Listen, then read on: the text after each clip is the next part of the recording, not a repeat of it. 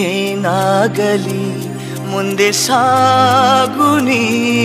ಒಬ್ಬ IAS officer ಆಗಬೇಕು ಅಂತ 7ನೇ ಕ್ಲಾಸಲ್ಲೇ ಬರೆದಿದ್ದೆ ನಾನು. ಈ ಫೇಸಲ್ಲಿ ನಿಮ್ಮ ಮಕ್ಕಳು ಸ್ವಲ್ಪ ಓದೋದ್ರ ಕಡೆ ಆಸಕ್ತಿ ಕಡಿಮೆ ಮಾಡ್ಕೊಳ್ಬೋದು.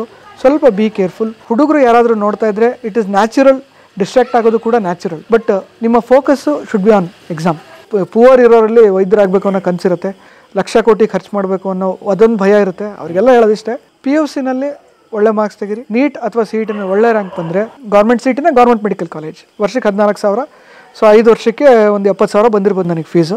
ಹಾಸ್ಟೆಲ್ ಫೀಸು 1,800 ಬರ್ತಾ ಇತ್ತು. ಸೊ ಎಲ್ಲ ಸೇರಿ $1,00,000 ಮುಗ್ದಿರ್ಬೋದು ಅಂತ ಅನ್ಸುತ್ತೆ. ಈಗ ಒಬ್ಬ IFS ಅಧಿಕಾರಿಗೆ ಅಥವಾ IAS ಅಧಿಕಾರಿಗೆ ಏನು ಕೊಡ್ತಾರೆ ಸ್ಟಾರ್ಟಿಂಗ್ ಸಂಬಳ, ಅಷ್ಟು ನನ್ನ ಸ್ಟೈಪಂಡ್ ನಿಮಾನ್ಸಲ್ಲಿ ಇವತ್ತು 1,10,000 ಇದೆ ಸ್ಟೈಪಂಡ್. ಕೆತ್ತಲಾಗದು ಕಗ್ಗಲ್ಲೆಂದು ಎದೆಗುಂದಿದ್ದರೆ ಶಿಲ್ಪಿ.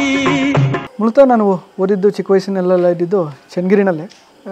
ಚನ್ನಗಿರಿನಲ್ಲಿ ಗೌರಮ್ಮನ ಬೀದಿ ಅಂತ ಒಂದು ಏರಿಯಾ ಇದೆ. ಅಲ್ಲಿ ಒಂದು ಪುಟ್ಟು ವಠಾರ. ಇವಾಗೆಲ್ಲ ಈ ವಠಾರದ ಸಂಸ್ಕೃತಿ ಇಲ್ಲ. ಇವಾಗ ವಠಾರಗಳೆಲ್ಲ ಹೋಗಿ ಅಪಾರ್ಟ್ಮೆಂಟ್ಗಳಾಗ್ಬಿಟ್ಟಿದೆ. ಅಲ್ಲೇ ಓದಿದ್ದು ನಾನು ಚಿಕ್ಕ ವಯಸ್ಸಲ್ಲಿ ಓದುವಾಗ ನಮ್ಮದೊಂದು ಚಿಕ್ಕ ಮನೆ ಅಂದರೆ ಒಂದು ಹಾಲು, ಒಂದು ಅಡುಗೆ ಮನೆ ಥರದ ಜಾಗ. ಅಡುಗೆ ಮನೆಯೂ ಅಲ್ಲ, ಅಲ್ಲೇ ಇರ್ತಾಯಿದ್ವಿ ನಾನು, ನಮ್ಮ ಅಜ್ಜಿ, ನಮ್ಮಪ್ಪ, ನಮ್ಮಮ್ಮ, ನಮ್ಮ ತಂಗಿರು.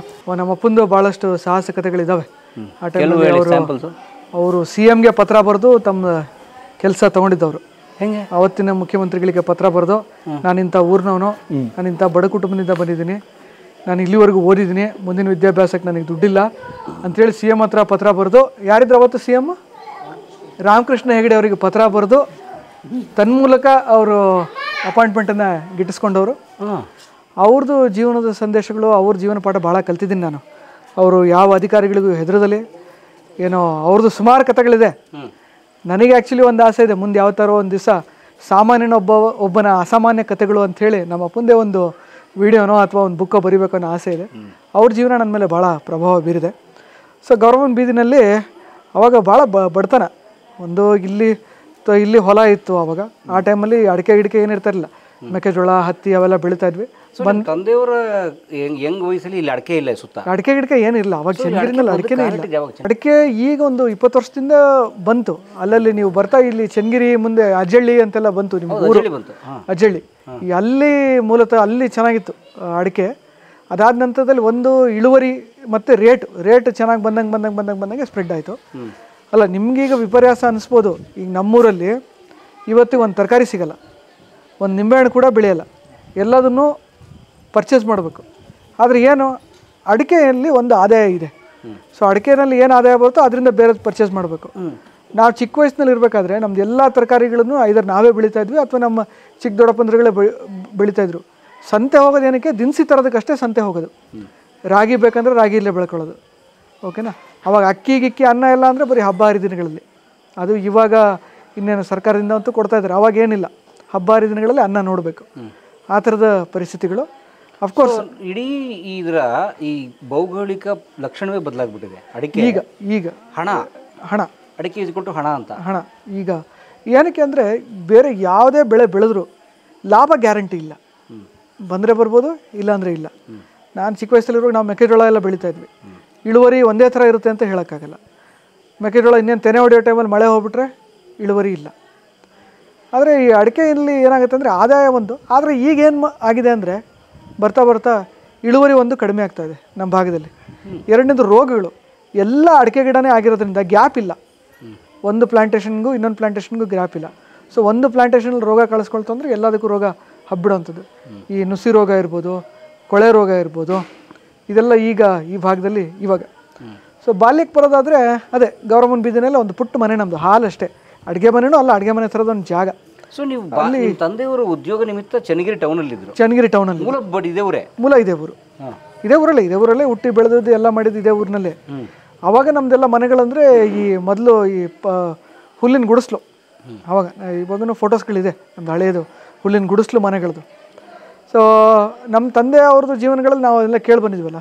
ಸೊ ಊಟಕ್ಕೂ ಗತಿ ಇಲ್ಲದೆ ಇರೋವಂತಹ ಬದುಕಿನಲ್ಲಿ ಬದುಕಿ, ಈಗ ಎಷ್ಟೊಂದು ಸಲ ಹಸುವಿಗೆ ಸೊಪ್ಪು ಸೆದೆಗಳನ್ನೆಲ್ಲ ತಿಂದು ಬದುಕುವಂಥ ಪರಿಸ್ಥಿತಿಗಳನ್ನು ಇದನ್ನೆಲ್ಲ ನಾನು ಕೇಳಿ ಬಂದಿರೋವಂಥವನು.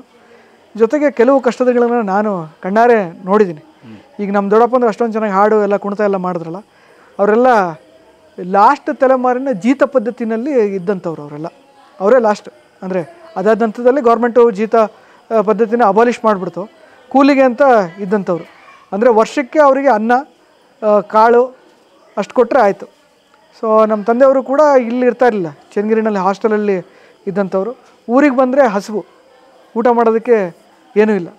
ಅದಕ್ಕೆ ನಮ್ಮ ಅಜ್ಜ ಏನಾದ್ರು ಚನ್ನಗಿರಿ ಬಂದರೆ ಇಲ್ಲೇನು ಬರ್ತೀಯ ಬಿಡಪ್ಪ ಊರಿಗೆ, ಊಟಕ್ಕೆ ಗತಿ ಇಲ್ಲ, ಅಲ್ಲೇ ಇದ್ಬಿಡು ಅಂತ. ಇವಾಗ ನಮ್ಮದೇನು ಈ ನಮ್ಮದು ತೋಟ ಎಲ್ಲ ನಾವು ನೋಡ್ತಾ ಇದ್ದೀವಲ್ಲ, ಇದು ನಮ್ಮ ದೊಡ್ಡಪ್ಪಂದಿರ್ಬೋದು ಅಥವಾ ನಮ್ಮ ಅಜ್ಜಂದಿರ್ಬೋದು, ಇದು ಹಳೆಯ ಪ್ಲಾಟು ಗೌರ್ಮೆಂಟಿಂದ ಈ ಊರಿಗೆ ನಾವು ಶಿಫ್ಟ್ ಆದ್ವಿ ಅಂತ ಹೇಳಿದ್ವಲ್ಲ, ಈ ಹಳೆಯ ಪ್ಲಾಟಿಗೆ ಅಲ್ಲಿದ್ದಂಥ ಮರಗಳು ಬೇರೆ ಅಗದು ಅದನ್ನು ಹೊಲ ಜಮೀನು ಅಂತ ಮಾಡಿರೋದು. ಅದಕ್ಕೆ ಮೊದಲು ಅವೆಲ್ಲ ಬಗರ್ಗುಮ್ ಜಾಗ ಇದ್ದಿದ್ದನ್ನು ಗೌರ್ಮೆಂಟು ಇಂತಿಂಥವ್ರಿಗೆ 2 ಎಕರೆ 3 ಎಕರೆ ಅಂತ ಸ್ಯಾಂಕ್ಷನ್ ಮಾಡಿದ್ಮೇಲೆ ಆ ಬೇರುಗಳನ್ನು ಅಗದು ಅದನ್ನು ಹೊಲ ಅಥವಾ ತೋಟ ಅಂತ ಮಾಡಿರೋಂಥದ್ದು. ಅಷ್ಟು ಕಷ್ಟದ ದಿನಗಳನ್ನು ನೋಡಿ ಬಂದಿರೋಂಥದ್ದು ನಾನು ಕೇಳಿದ್ದೀನಿ. ಹಾಗಾಗಿಬಿಟ್ಟು ನನ್ನಲ್ಲೂ ಕೂಡ ಎಷ್ಟೇ ಕಷ್ಟ ಇದ್ರೂ ಒಂದು ಅದನ್ನು ಸಹಿಸ್ಕೊಂಡು ಹೋಗೋಂಥ ಭಾವನೆ ಬಂದಿದೆ. ಈ ಚನ್ನಗಿರಿನಲ್ಲಿ ನಂದು ಫೇವ್ರೇಟ್ ನೆನಪು ನನಗೆಲ್ಲರಿಗೂ ಹೇಳೋದೇನೆಂದರೆ, ಈ ಮುದ್ದೆ ಮಾಡುವಾಗ ಮುದ್ದೆ ಉಂಡೆ ಮಾಡಿ ಕೊಟ್ಬಿಟ್ರೆ ಬಾಯಲ್ಲಿ ಇಟ್ಕೊಂಡು ಕಚ್ಕೊಂಡು ತಿರುಗ್ತಾ ಇದ್ದಂತ ನಾನು ಇಡೀ ಒಟ್ಟಾರ ತುಂಬ ಮೂಗಲ್ ಗೊಂಡೆ ಸೋರ್ತಾ ಇರೋದು, ಅದೇ ಮುದ್ದೆಗೆ ಅಂಟ್ಕೊಂಡು ಅದರಲ್ಲಿ ಎಷ್ಟು ನುಂಗಿದ್ದೀನೋ ಏನೋ ಗೊತ್ತಿಲ್ಲ ನನಗೆ. ಅದು ನನ್ನ ಬಾಲ್ಯದ ದಿನಗಳು. ನಾನು ಸ್ಕೂಲ್ ಓದಿದ್ದು ಪ್ರಿಯದರ್ಶಿನಿ ಅಂತ ಒಂದು ಶಾಲೆ, ಅಲ್ಲಿ ನಾನು ನಮ್ಮ ಅಕ್ಕ ನಮ್ಮ ತಂಗಿ 3 ಜನ. ಶಾಲೆ ಅಂದರೆ ಶಾಲೆ ಅಲ್ಲ, ಇವಾಗ ಶಾಲೆ ಇದೆ, ಅದು ಒಂದು ಗೋಡೌನು ಚನ್ನಗಿರಿನಲ್ಲಿ. ಆ ಗೋಡೌನ್ನೊಳಗೆ ಪಾಠ ಮಾಡ್ತಾಯಿದ್ರು. ಸೊ ಅಲ್ಲಿ ನಾನು ಓದಿದ್ದು. ಒಂದು ಘಟನೆ ನನಗೆ ಜೀವನದಲ್ಲಿ ಒಂದು ತಿರುವಾಗಿದ್ದೇನೆಂದರೆ, ನಾನೊಂದ್ಸಲ ಯಾವಾಗಲೂ ಶಿವಮೊಗ್ಗ ಹೋಗುವಾಗ ಯಾರೋ ಇಂಗ್ಲೀಷ್ ಮೀಡಿಯಮ್ನಲ್ಲಿ ಲೀವ್ ಲೆಟ್ರನ್ನ ಬರೆಯೋದು ನೋಡುವಾಗ ನನಗೆ ಅದೊಂಥರ ವಿಸ್ಮಯ ಥರ ಕಾಣಿಸ್ಬಿಡ್ತು. ನನಗೆ ಹೆಂಗೆ ನನಗೆ ಲೀವ್ ಬೇಕು ಅನ್ನೋದನ್ನು ಇಂಗ್ಲೀಷಲ್ಲಿ ಹೆಂಗೆ ಕೇಳ್ತಾ ಇದ್ದಾರೆ, ತಮ್ಮ ಯೋಚನೆನ ಅವ್ರು ಹೆಂಗೆ ಇಂಗ್ಲೀಷಲ್ಲಿ ಬರಿತಾ ಇದ್ದಾರೆ ಅಂತ ಭಾಳ ಕ್ಯೂರಿಯಾಸಿಟಿ ಆಗ್ಬಿಡ್ತು ನನಗೆ. ಇಂಗ್ಲೀಷ್ ನಾವು ಯೋಚನೆ ಮಾಡಿದ್ದನ್ನೆಲ್ಲ ಕನ್ನಡದಲ್ಲಿ ಹೇಗೆ ಮಾತಾಡ್ತೀವೋ ಆ ರೀತಿ ಇಂಗ್ಲೀಷ್ನಲ್ಲೂ ಬರಿಬೋದಾ ಅಂತ ನಾನು ನಮ್ಮ ತಂದೆನ ಕೇಳಿದಾಗ, ಆವಾಗ ಚನ್ನಗಿರಿನಲ್ಲಿ ಇಂಗ್ಲೀಷ್ ಮೀಡಿಯಮ್ ಇರಲಿಲ್ಲ. ಅಂದರೆ ಅಫ್ಕೋರ್ಸ್ ನನಗೆ ಕಲಿಕೆಯ ಒಂದು ದಾಹದಿಂದ ನನಗೆ ಇಂಗ್ಲೀಷ್ ಕಲಿತರೂ ನಾನು ಕನ್ನಡಕ್ಕೆ ತಿರುಗಿದ್ದು ವಿಶೇಷ ಅಂತ ಹೇಳ್ಬೋದು. ಹಾಗಾಗಿ ನಮ್ಮ ತಂದೆ ನನಗೆ ಒಂದು ದಿವಸ ಡಿಸೈಡ್ ಮಾಡಿ ಶಿವಮೊಗ್ಗದಲ್ಲಿ ನಾನು ವಿದ್ಯಾಭ್ಯಾಸ ಮಾಡಿದ್ದು, ಶಿವಮೊಗ್ಗದಲ್ಲಿ ಚನ್ನಗಿರಿ ಬಿಟ್ಟು. ಇನ್ನು ಬಾಲ್ಯ ತಗೊಂಡ್ರೆ ನನಗೆ ಒಂದು ಏನಂದರೆ, ಇವತ್ತಿನ ಮಕ್ಕಳನ್ನ ನಾನು ನೋಡ್ತೀನಿ, ಇದೇ ಊರು ನೀವೇನು ಇಷ್ಟೋ ತನಕ ತೋರಿಸಿದ್ರಲ್ಲ, ಇದೇ ಊರಲ್ಲಿ ಚಿನ್ನಿದಾಂಡು, ಲಗೋರಿ, ಬುಗುರಿ ಆಡೋವಂಥದ್ದು. ಜೊತೆಗೆ ಇಲ್ಲೇ ನಮ್ಮೂರಲ್ಲಿ ಹಳ್ಳಗಳಿದೆ, ಮತ್ತಿಹಳ್ಳ ಅಂತ, ಅಲ್ಲಿ ನಾವು ಬೇಸಿಗೆನಲ್ಲಿ ಹೋಗಿ ಅಲ್ಲಿ ಏಡಿ ಹಿಡಿಯೋದು ಅಥವಾ ಮೀನು ಹಿಡಿಯೋದು. ಜೊತೆಗೆ ಈ ನಕರೆ ಹಣ್ಣು ಅಂತ ಬರುತ್ತೆ ಕಾಡಲ್ಲಿ, ನಕರೆ ಹಣ್ಣನ್ನು ನಾವು ಕಿತ್ಕೊಂಬರೋಕ್ಕೆ ಹೋಗುವಂಥದ್ದು ಇರ್ಬೋದು. ನನಗೆ ಬುಗುರಿ ಆಡೋದು ಹುಚ್ಚು ಭಾಳ, ಬುಗುರಿ ಮತ್ತು ಗೋಲಿದು ಹುಚ್ಚು ಭಾಳ. ಸೊ ಚೈಲ್ಡ್ಹುಡಲ್ಲಿ ಅದು ಇರ್ತಾಯಿತ್ತು. ಜೊತೆಗೆ ತೋಟಕ್ಕೆ ಹೋಗೋದಿರ್ಬೋದು, ಹೊಲಕ್ಕೆ ಹೋಗೋದಿರ್ಬೋದು, ಅದು ಇರ್ತಾಯಿತ್ತು. ಸೊ ನಾನು ರಜಾ ಬಂತು ಅಂದರೆ ಊರಲ್ಲೇ ಇರ್ತಾಯಿದ್ದು. ಸೊ ಅದೇ ಪದ್ಧತಿ ಈಗಲೂ ಕೂಡ ಕಂಟಿನ್ಯೂ ಆಗಿದೆ. ಈಗಂತೂ ವಿದ್ಯಾಭ್ಯಾಸದ ಉದ್ದೇಶ ಮುಗ್ದಿರೋದ್ರಿಂದ ಫ್ಯಾಮಿಲಿ ಪೂರ್ತಿ ಇಲ್ಲೇ ಶಿಫ್ಟ್ ಆಗಿಬಿಟ್ಟಿದೆ. ಸೊ ಇವಾಗ ಊರಿನಲ್ಲೇ ಇದ್ದೀವಿ. ಸೊ ಪ್ರಿಯದರ್ಶಿನಿಯಲ್ಲಿ ನಾನು ಓದಿದ ನಂತರದಲ್ಲಿ ನೆಕ್ಸ್ಟ್ ನಾನು ಶಿವಮೊಗ್ಗದಲ್ಲಿ ಹೋದೆ. ಶಿವಮೊಗ್ಗದಲ್ಲಿ ಏನು ಅಂದರೆ ನನಗೆ ಭಾಳ ಕೀಳರಿಮೆ ಮತ್ತು ಹಿಂಜರಿಕೆ. ಯಾಕೆಂತಂದರೆ ಅಲ್ಲೆಲ್ಲ ಟಾಪರ್ಗಳು ಅಥವಾ ಸಿಟಿ ವಾತಾವರಣ ಯಾವತ್ತೂ ನಾನು ನೋಡಿಲ್ಲ. ಯಾವತ್ತೂ ಈ ಹಳ್ಳಿಯವನು ಅನ್ನೋ ಕೀಳರಿಮೆ ಸ್ವಲ್ಪ ಇತ್ತು ನನಗೆ. ಅದ್ರ ಜೊತೆಗೆ ನಮ್ಮ ಅಪ್ಪನೂ ಹೋಗ್ಬಿಟ್ಟು ಎಲ್ಲ ಸ್ವಲ್ಪ ಹಳ್ಳಿ ಹುಡುಗ ಒಂಚೂರು ನೋಡಿ ಚೆನ್ನಾಗಿ ಪಾಠ ಮಾಡಿ ಅದು ಇದು ಅಂತ. ಶಿವಮೊಗ್ಗ ಹೋಗಿದ್ದು ನನಗೆ ನನ್ನ ಮನಸ್ಸಿನಲ್ಲಿ ಭಾಳ ದೊಡ್ಡ ಪರಿಣಾಮ ಬೀರ್ಬಿಡ್ತು. ಓದಬೇಕು, ಏನೇ ಆಗಲಿ ಓದಬೇಕು, ವಿದ್ಯೆನೇ ಸಂಪತ್ತು, ಅದರಿಂದನೇ ಎಲ್ಲ ಅಂತ. ಓದಬೇಕು ಅನ್ನೋದು ಎಷ್ಟಿತ್ತು ಅಂದರೆ ನನಗೆ ದಿನ ಬೆಳಗ್ಗೆ 5 ಗಂಟೆಗೆ ಹೇಳ್ತಾ ಇದ್ದೆ ನಾನು. ನಂತರದಲ್ಲಿ ಚೇಂಜ್ ಆಯಿತು ಅಫ್ಕೋರ್ಸ್ ಹೈಸ್ಕೂಲಿಗೆ ಬರೋ ಟೈಮಲ್ಲಿ. ಬಟ್ 5ರಿಂದ 7ನೇ ಕ್ಲಾಸ್ವರೆಗೆ ದಿನ ಬೆಳಗ್ಗೆ 5 ಗಂಟೆಗೆ ಹೇಳೋದು ಅಲಾರಾಮ್. ಏನೇ ಆಗಲಿ 5 ಗಂಟೆಗೆ ಹೇಳೋದು, ಹೋಗೋದು, ಕೂತ್ಕೊಂಡು ಓದೋದು. ಆ ಟೈಮ್ನಲ್ಲಿ ನಾನು ಮನೆ ಪಾಠಕ್ಕೆ ಅಂತ ಹೋಗ್ತಾಯಿದ್ದೆ, ನಳಿನಿ ಮಿಸ್ ಅಂತ ಹೇಳಿ ಅವ್ರ ಮನೆಗೆ ಹೋಗಿ ಎಬ್ಬಿಸ್ತಾ ಇದ್ದಿದ್ದೆ ನಾನು ಅವ್ರನ್ನ. ಅಷ್ಟು ಓದಬೇಕು ಅನ್ನೋದು ನನಗೆ ಹಂಬಲ ಇತ್ತು. ಓದುವುದಕ್ಕೆ ಒತ್ತಡ ಹಾಕ್ತಾರೆ ಪೋಷಕರು, ಓದಿ ಅಂತ. ಆ ಮಕ್ಕಳು ಅದರಿಂದ ದೂರ ಹೋಗಿ ಸರಿಯಾಗಿ ಶುರು ಆಗ್ತಾರೆ. ಅಂದರೆ ಓದು ಅಂದರೆ ಒಂಥರ ವರ್ಜ್ಯ ಅನ್ನೋ ಥರಕ್ಕೆ ಆಗ್ತಿರ್ತದೆ. ನಿಮ್ಗೆ ಹೇಗೆ ಅಂಟ್ಕೊತಾವೆ ಓದು? ಅಲ್ಲ, ನನಗೆ ಏನಂದರೆ ಮೊದಲಿಂದನೂ ಈ ಓದೋದ್ರಲ್ಲಿ ಅಂದರೆ ವಿಷಯ ಅಂದರೆ ಈ ಜ್ಞಾನದಾಹಿ ನಾನು. ಏನೇ ಮಾಹಿತಿ ಬೇಕಂದ್ರೂ ನನಗೆ ತಿಳ್ಕೊಬೇಕು. ನಾನು ಏನಾದರೂ ಒಂದು ಕೆಲಸ ಮಾಡಬೇಕಂದ್ರೆ ಹೇಗೆ ಸೃಷ್ಟಿ ಆಯಿತು ಮೋಸ್ಟ್ಲಿ ಅದೇ ಈ ಸಂಸ್ಕೃತಿನಲ್ಲಿ ಬೆಳೆದಿದ್ದು ಕೂಡ ಒಂದು ಕಾರಣ ಇರ್ಬೋದು ಅನಿಸುತ್ತೆ. ಎಲ್ಲ ಕಡೆಯಿಂದನೂ ನಿನಗೆ ಏನು ಇನ್ಫಾರ್ಮೇಷನ್ ಮಾಹಿತಿ ಬರ್ತಾ ಇದ್ದಂಥ ಕಾಲದಲ್ಲಿ ನನ್ನಲ್ಲಿ ಕೂಡ ಅದು ಏನು ನೀವು ಹೇಳಿದ್ರಲ್ಲ ಅಕ್ಷರ ಎದೆಗೆ ಬೀಳಿಸ್ಬೇಕು, ಯಾಕೆಂದರೆ ಅದು ಹುಟ್ಟಬೇಕು ಅನ್ನೋ ಉದ್ದೇಶ ಇತ್ತು ಅಂತ ಕಾಣುತ್ತೆ ಅನಿಸುತ್ತೆ. ಅದಕ್ಕೆ ನನಗಿತ್ತು. ಅಥವಾ ನಡೆದ್ರು ಒಬ್ಬ ಅಂಬೇಡ್ಕರ್ ರೂಪುಗೊಳ್ಳೋಕ್ಕೆ ಅವಮಾನ, ನೋವು, ಬಡತನ ಕಾರಣ ಅಂತ ಹೇಳ್ತಾರೆ. ಇಡೀ ಆ ಸಮುದಾಯಕ್ಕೆ ಆಗ್ತದೆ ಅವಮಾನ. ಕರೆಕ್ಟ್. ಈಗ ಏನಾಯಿತು ಅಂದರೆ ಈ ನಮ್ಮ ಫ್ಯಾಮಿಲಿನಲ್ಲಿ ಬಂದರೆ ನಮ್ಮ ತಂದೆ ಬಿಟ್ಟರೆ ಬೇರೆ ಯಾರೂ ಓದಿದವರಲ್ಲ. ಓಕೆನಾ? ಅಂದರೆ ನಮ್ಮ ತಂದೆ, ನಮ್ಮ ಒಬ್ಬರು ಗೋಪಾಲ್ ದೊಡ್ಡಪ್ಪ ಒಬ್ಬರು, ನಮ್ಮ ಹನುಮಂತಣ್ಣ ಅನ್ನೋರು, ಇಡೀ ಫ್ಯಾಮಿಲಿನಲ್ಲಿ ನಮ್ಮದೊಂದು 25 ಮನೆಯಲ್ಲಿ ಓದ್ದವರು ಅಂದರೆ ಅವರೇ. ಅವ್ರನ್ನ ನಾವು ನೋಡುವಾಗ ಅವರು ಯಾವ ರೀತಿಯಲ್ಲಿ ಇದೇ ಸಮಾಜದಲ್ಲಿ ಇದ್ದು ಇದರಿಂದ ಹೊರಗಾಗಿ ಇದರಿಂದ ಮತ್ತೆ ಬೇರೆಯವ್ರಿಗೆ ಅವರು ಸಹಾಯ ಮಾಡೋದನ್ನು ನಾನು ನೋಡಿದ್ನಲ್ಲ, ಆವಾಗ ಅನ್ನಿಸ್ತು ಓಕೆ ನಾವು ಈ ಥರ ಮಾಡ್ಬೋದು ಅಂತ. ಎರಡನೇದು ಏನಾಯಿತು ಅಂದರೆ, ಈ ನಮ್ಮಪ್ಪ ಒಂದು ಸಲ ಸೈನ್ಸ್ ಸೇರಿದ್ರಂತೆ. ಈ ಸೆಕೆಂಡ್ PUC ಸೈನ್ಸ್ ಸೇರುವಾಗ ಲಾಗ್ ಬುಕ್ಕಿಂದು ದುಡ್ಡು ಕೇಳಿ ಅಲ್ಲಿಂದ ಕಾಮರ್ಸಿಗೆ ಶಿಫ್ಟ್ ಆದರು ಅಂತ ಕೇಳಿದೆ.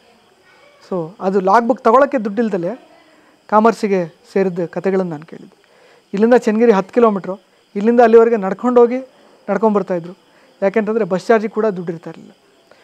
ಇಂಥ ಪರಿಸ್ಥಿತಿನಲ್ಲೇ ಅವರು ಇಷ್ಟೆಲ್ಲ ಕಷ್ಟಪಟ್ಟು ಓದಿದ್ದಾರೆ ಅನ್ನುವಾಗ ಒಂದು ವಿದ್ಯೆ ಅನ್ನುವಂಥದ್ದು ಸಂಪತ್ತು ಅಂತ ನಾನು ಆಲ್ರೆಡಿ ಅರ್ಥ ಮಾಡ್ಕೊಂಬಿಟ್ಟು ಇವ್ರನ್ನೆಲ್ಲ ನೋಡಿದೆ ನಾನು. ಯಾಕೆಂತಂದರೆ ಇವತ್ತಿಗೂ ನಾವು ಇಷ್ಟು ವರ್ಷ ಆಯಿತು, ಈಗ ಇಲ್ಲಿ ನಾವು ದೇವಸ್ಥಾನದ ಪೂಜೆಗಳಿರ್ಬೋದು, ಕಾರ್ಯಗಳಿರ್ಬೋದು, ಇದರಲ್ಲಿ ಓದ್ದವರು ದುಡಿದವರು ಮುಂಚೂಣಿಯಲ್ಲಿ ನಿಂತು ನಾವು ಇದನ್ನೆಲ್ಲ ಮಾಡುವಾಗ ಒಂದು ಲೀಡರ್ಶಿಪ್ ರೋಲ್ ತಗೊಳ್ಳೋದನ್ನು ನಾನು ನೋಡಿದಾಗ ನಾನು ಆ ಥರ ಆಗಬೇಕು ಅನ್ನೋ ಕನಸು ನನ್ನಲ್ಲಿ ಯಾವಾಗಲೂ ಇತ್ತು. ನಿಮಗೆ ನಾನು ಬೇಕಂದರೆ ನಂದು 7ನೇ ಕ್ಲಾಸ್ದು ನಂದು ಸ್ಲ್ಯಾಮ್ ಬುಕ್ ಇದೆ, ಬೇರೆ ನನ್ನ ಫ್ರೆಂಡಿಂದು ಬರೆದಿರೋದು. ಅದರಲ್ಲಿ I want to become an IAS officer ಅಂತ ಬರೆದಿದ್ದೆ ನಾನು. ತೋರಿಸ್ತೀನಿ ನಾನು ನಿಮಗೆ, ಇಲ್ಲಿ ಶೋ ಯು ಆಮೇಲೆ ನಂತರದಲ್ಲಿ ತೋರಿಸ್ತೀನಿ. ನಾನು ಒಬ್ಬ IAS ಆಫೀಸರ್ ಆಗಬೇಕು ಅಂತ 7ನೇ ಕ್ಲಾಸಲ್ಲೇ ಬರೆದಿದ್ದೆ ನಾನು. ಅಫ್ಕೋರ್ಸ್ ಆಮೇಲೆ ಹೇಳ್ತೀನಿ ಆಮೇಲೆ ಏನಾಯಿತು ಅಂತ, ಯಾಕೆ ಇಷ್ಟು ಲೇಟಾಗಿ ಆದೆ ಅನ್ನೋದು ಕೂಡ ನಾನು ಹೇಳ್ತೀನಿ. ಇದನ್ನೆಲ್ಲ ಕೇಳುವಾಗ ಏನನ್ಸುತ್ತೆ, ಏನಾದರೂ ಆಗಬೇಕು, ನಾವು ನಮ್ಮ ಮೇಲೆ ನಾವು ಬೇರೆಯವ್ರ ಮೇಲೆ ಡಿಪೆಂಡ್ ಆಗ್ದಲೇ ಒಂದು ನಾವು ಅಪ್ಲಿಫ್ಟ್ ಆಗಬೇಕು, ಇದರಿಂದ ನಾವು ಬೇರೆಯವ್ರನ್ನ ಕೂಡ ಅಪ್ಲಿಫ್ಟ್ ಮಾಡಬೇಕು ಅನ್ನೋಂಥದ್ದು ಎರಡು ಮನಸ್ಥಿತಿ. ಓಕೆನಾ? ಶಿಕ್ಷಣದ ಮೂಲಕ ಸಾಧ್ಯನಾ ಅದು? ಈಗ ನೀವು ನೋಡಿದ್ರಿ ನಮ್ಮೂರಲ್ಲಿ ಎಷ್ಟು ಜನ ಸೇರಿದ್ದಾರೆ ಇವತ್ತು, ನನಗೆ ಒಂದು ಅಭಿನಂದನೆ ಹೇಳೋದಕ್ಕೆ. ಇದೆಲ್ಲ ಏನು ಅಂದರೆ ಇವ್ರಿಗೆ ನಾವೇನೋ ಸಹಾಯ ಮಾಡ್ತೀವಿ ಅಂತಲ್ಲ. ಈಗ ನನ್ನನ್ನು ನೋಡಿ ನಮ್ಮೂರಲ್ಲಿ ಇನ್ನೊಂದು 4 ಜನ ಓದಬೇಕು ಅಂತ ನಿರ್ಧಾರ ಮಾಡಿದ್ರೆ ಆ 4 ಜನ ಮತ್ತಷ್ಟು ಜನಕ್ಕೆ ಸ್ಫೂರ್ತಿ ನೀಡಿದ್ರೆ ನಾನು ಮಾಡಿರುವಂಥ ಈ ಒಂದು ಪ್ರಯತ್ನ ಅಥವಾ ಸಾಧನೆ ಸಕ್ಸಸ್ಫುಲ್ ಅಂತ ಅನಿಸುತ್ತೆ ನನಗೆ. ಆದರೆ ಏನಾಯಿತು 5th ಸ್ಟ್ಯಾಂಡರ್ಡಲ್ಲಿ ಅಂದರೆ, ನಾನು ಹೇಳ್ದಲ್ಲ ಕಷ್ಟಪಟ್ಟು ಓದ್ತಾ ಇದ್ದೆ ಅಂತ. ಫಸ್ಟ್ ಟೆಸ್ಟ್ ಮಾರ್ಕ್ಸ್ ಕೊಟ್ಟರು, 300 ಮಾರ್ಕ್ಸ್ಗಿತ್ತು. 300 ಮಾರ್ಕ್ಸ್ಗೆ 300ಕ್ಕೆ 300 ನಾನು ಔಟ್ ಆಫ್ ಔಟ್ ಬಂದಿದ್ದೆ ಫಸ್ಟ್ ಟೆಸ್ಟಲ್ಲಿ.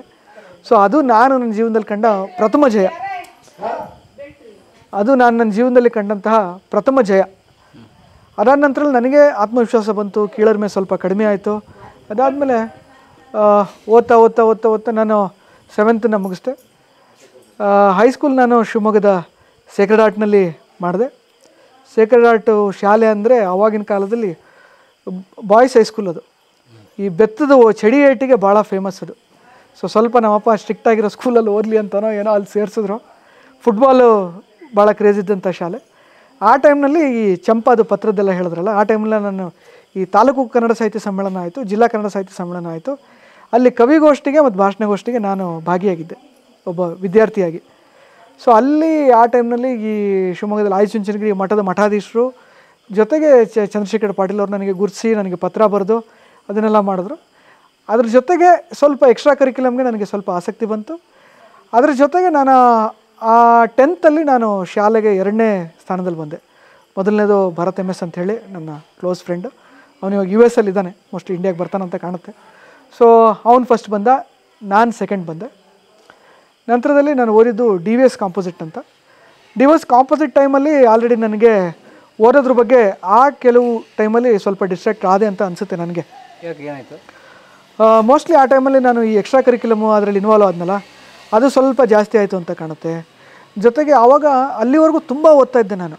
PUC ಬರುವಾಗ ಓದೋದನ್ನು ಸ್ವಲ್ಪ ಕಡಿಮೆ ಮಾಡಿಬಿಟ್ಟೆ. ಕ್ಲಾಸಲ್ಲಿ ಪಾಠ ಅಚ್ಚುಕಟ್ಟಾಗಿ ಕೇಳ್ತಾ ಇದ್ದೆ, ಆದರೆ ಓದೋದನ್ನು ಕಡಿಮೆ ಮಾಡಿದೆ ಅನಿಸುತ್ತೆ ಇವಾಗ ತಿರುಗಿ ನೋಡಿದ್ರೆ. ಇದು ನಾನು ಏನು ಹೇಳ್ತೀನಿ ನೋಡೋದರಿಗೆ ಅಥವಾ ಏನು ಹೇಳೋಕ್ಕೆ ಇಷ್ಟಪಡ್ತೀನಿ ಅಂದರೆ, ಅಥವಾ ಪೇರೆಂಟ್ಸ್ ನೋಡ್ತಾ ಇದ್ರೆ ಅವ್ರಿಗೆ ಏನು ಹೇಳೋಕ್ಕೆ ಇಷ್ಟಪಡ್ತೀನಿ ಅಂದರೆ, ಈ ಫೇಸಲ್ಲಿ ನಿಮ್ಮ ಮಕ್ಕಳು ಸ್ವಲ್ಪ ಓದೋದ್ರ ಕಡೆ ಆಸಕ್ತಿ ಕಡಿಮೆ ಮಾಡ್ಕೊಳ್ಬೋದು. ಸ್ವಲ್ಪ ಬಿ ಕೇರ್ಫುಲ್. ಹುಡುಗರು ಯಾರಾದರೂ ನೋಡ್ತಾ ಇದ್ದರೆ ಇಟ್ ಈಸ್ ನ್ಯಾಚುರಲ್, ಡಿಸ್ಟ್ರಾಕ್ಟ್ ಆಗೋದು ಕೂಡ ನ್ಯಾಚುರಲ್. ಬಟ್ ನಿಮ್ಮ focus should be on exam. ಅದಾದ ನಂತರದಲ್ಲಿ ಡಿ ವಿ ಎಸ್ನಲ್ಲಿ ಕೂಡ ನಾನು ಈ ನಮ್ಮದು ಕನ್ನಡ ಭಾಷಣಗೋಷ್ಠಿ ಇರ್ತಾಯಿತ್ತು. ನಾನು PUCನಲ್ಲಿ ಇರುವಾಗಲೇ ನಮ್ಮ ಕನ್ನಡ ಮಾಸ್ಟ್ರು ANK ಅಂಥೇಳಿ ಅವರು ನನಗೆ ಈ ಆವರಣ ಅನ್ನೋ ಕಾದಂಬರಿನ ವಿಮರ್ಶೆ ಮಾಡೋದಕ್ಕೆ ಹೇಳಿದರು ನಾನು ಸೆಕೆಂಡ್ PUCನಲ್ಲಿರುವಾಗ. ಸೊ ಆ ಟೈಮ್ನಲ್ಲಿ ನಾನು ಸೈನ್ಸ್ ನೀವು PUC ಸೈನ್ಸ್, ಆದರೆ ಕನ್ನಡದಲ್ಲಿ ಭಾಷಣಗೋಷ್ಠಿ ಅಂತ ಇರ್ತಾಯಿತ್ತು. ನಮ್ಮದು BRS ಅಂತ ಒಬ್ಬರು ಸರು ಮತ್ತು ANK ಅಂತ ಸರ್ ಅವ್ರು ಭಾಷಣಗೋಷ್ಠಿ ಅಂತ ಮಾಡಿಸೋರು. ಎಲ್ಲ ಕ್ಲಾಸಲ್ಲಿರೋ ಎಲ್ಲ ಮಕ್ಕಳಿಗೂ ಈ ಸ್ಟೇಜ್ ಫಿಯರ್ ಹೋಗಬೇಕು, ಅನ್ನೋ ಕಾರಣಕ್ಕೆ ಭಾಷಣಗೋಷ್ಠಿಗಳು ಮಾಡ್ತಾಯಿದ್ರು. ಅದರಲ್ಲಿ ಭಾಳ ಆ್ಯಕ್ಟಿವ್ ಇರ್ತಾ ಇದ್ದೆ ನಾನು. ಆವಾಗ ಅದೇ PCMB ನಂದು combination, PCMB plus Kannada English. ಅದರಲ್ಲೇ ನಾನು ಹೇಳ್ದಲ್ಲ, ಒಂದು ಈ ಏಕಲವ್ಯ ನಾಟಕನೂ ಕೂಡ ಆ ಸಂದರ್ಭದಲ್ಲೇ ನಾನು ಅಲ್ಲಿ ಮಾಡಿದ್ದು. ಜೊತೆಗೆ ಈ ಆವರಣ ಕಾದಂಬರಿ ವಿಮರ್ಶೆ ಸುಮಾರು 2 ಗಂಟೆ ಮಾಡಿದೆ ನಾನು ವಿಮರ್ಶೆ. ಸ್ಟೂಡೆಂಟ್ಸೇ, ನಮ್ಮ ಬ್ಯಾಚ್ಮೆಂಟ್ಸೇ ಆಡಿಯನ್ಸು. ಸೊ 2 ಗಂಟೆ 2 ಕ್ಲಾಸ್, ಒಂದು ಕ್ಲಾಸಲ್ಲಿ ಅರ್ಧ, ಇನ್ನು 2 ಪೀರಿಯಡ್. ಸೊ ಅದು ಮಾಡಿದೆ. ಅದಾದ ನಂತರದಲ್ಲಿ ನನಗೆ CET ಬರೆದೆ. ಓದೋದ್ರಲ್ಲಿ ಮುಂದಿದ್ದ ಕಾರಣ ಒಳ್ಳೆಯ ರ್ಯಾಂಕೇ ಬಂತು ನನಗೆ. ಇಂಜಿನಿಯರಿಂಗು ಸಿಗುವಂಥದ್ದು, ಮೆಡಿಕಲು ಸಿಗುವಂಥದ್ದು ರ್ಯಾಂಕ್ ಬಂತು. ನನಗೆ ತುಂಬ ಕ್ಲಿಯರ್ ಇತ್ತು ದಾರಿ. ಸಿವಿಲ್ ಇಂಜಿನಿಯರಿಂಗ್ ಮಾಡಬೇಕು, ಮೈಸೂರು SJC ಜಯಚಾಮರಾಜೇಂದ್ರ ಅಲ್ಲಿ ಮಾಡಬೇಕು, ನಂತರದಲ್ಲಿ UPSC ಮಾಡಬೇಕು ಅಂತ ಸ್ಪಷ್ಟವಾಗಿತ್ತು. ಆದರೆ ನನ್ನ ಹಿನ್ನೆಲೆ ಈ ರೀತಿಯಲ್ಲಿ ಇದ್ದಿದ್ದ ಕಾರಣಕ್ಕೋ ಅಥವಾ ನನಗೆ ಮೆಡಿಕಲ್ ರ್ಯಾಂಕ್ ಕೂಡ ಚೆನ್ನಾಗಿ ಬಂದಿದ್ದ ಕಾರಣಕ್ಕೋ ಸ್ವಲ್ಪ ಮನೆಯಲ್ಲೂ ಕೂಡ ನೋಡಪ್ಪ ಒಳ್ಳೆ ಸೇವೆ ಸಲ್ಲಿಸ್ಬೋದು ಅಥವಾ ಏನೋ ಜನಸೇವೆ ಮಾಡ್ಬೋದು. ನಮ್ಮೂರಿನಲ್ಲೇ ಅಂತಲ್ಲ, ಇಲ್ಲಿ ಸುತ್ತಮುತ್ತ ಹಳ್ಳಿನಲ್ಲಿ ಈ ಭಾಗದಿಂದ ವೈದ್ಯರಿಲ್ಲ, MBBS ಮಾಡಿದಂಥವ್ರು ಯಾರೂ ಇಲ್ಲ. ಸೊ ಅದಾದ ನಂತರದಲ್ಲಿ ನನಗೆ ಹಾಗಾಗಿ ಇದನ್ನೆಲ್ಲ ನೋಡಿ ಪರಿಗಣಿಸಿ ನಾನು MBBS ಮಾಡಬೇಕು, ಇಲ್ಲೇ ವರ್ಕ್ ಮಾಡಬೇಕು, ನಾನು ಏನಾದರೂ ಸರ್ವಿಸ್ ಮಾಡಬೇಕು ಅಂಥೇಳಿ MBBS ನಾನು ಕಿಮ್ಸ್ ಹುಬ್ಳಿನಲ್ಲಿ MBBS ಮಾಡಿದ್ದು. ಕಿಮ್ಸ್ ಹುಬ್ಳಿನಲ್ಲಿ ಗೌರ್ಮೆಂಟ್ ಸೀಟಿನ government medical college, Hubli KIMS. ಎಷ್ಟು ಬಂದಿತ್ತು ಫೀಸು ಅವಾಗ? ಆವಾಗ ನನಗೆ ವರ್ಷಕ್ಕೆ 14,000 ಬರ್ತಾಯಿತ್ತು ಫೀಸು. ವರ್ಷಕ್ಕೆ MBBS ವರ್ಷಕ್ಕೆ 14,000. ಸೊ 5 ವರ್ಷಕ್ಕೆ ಒಂದು 70,000 ಬಂದಿರ್ಬೋದು ನನಗೆ ಫೀಸು. ಹಾಸ್ಟೆಲ್ ಫೀಸು 1,800 ಬರ್ತಾಯಿತ್ತು. ಸೊ ಎಲ್ಲ ಸೇರಿ 1,00,000 ಮುಗ್ದಿರ್ಬೋದು ಅಂತ ಅನಿಸುತ್ತೆ MBBS ನನಗೆ ಮೆಡಿಕಲ್. ಯಾವ ವರ್ಷ? ಇದು 2008ರಿಂದ 2014. ಹಾಂ, ಇವತ್ತಿಗೂ ಜಾಸ್ತಿ ಇದೆ ಅಂತ ಅನ್ಸಲ್ಲ. ಇವತ್ತೊಂದು 50,000 ಮಾಡಿರ್ಬೇಕು ಅನ್ಸುತ್ತೆ ವರ್ಷಕ್ಕೆ. ಸೊ ಹಾಂ ಅಷ್ಟೇ.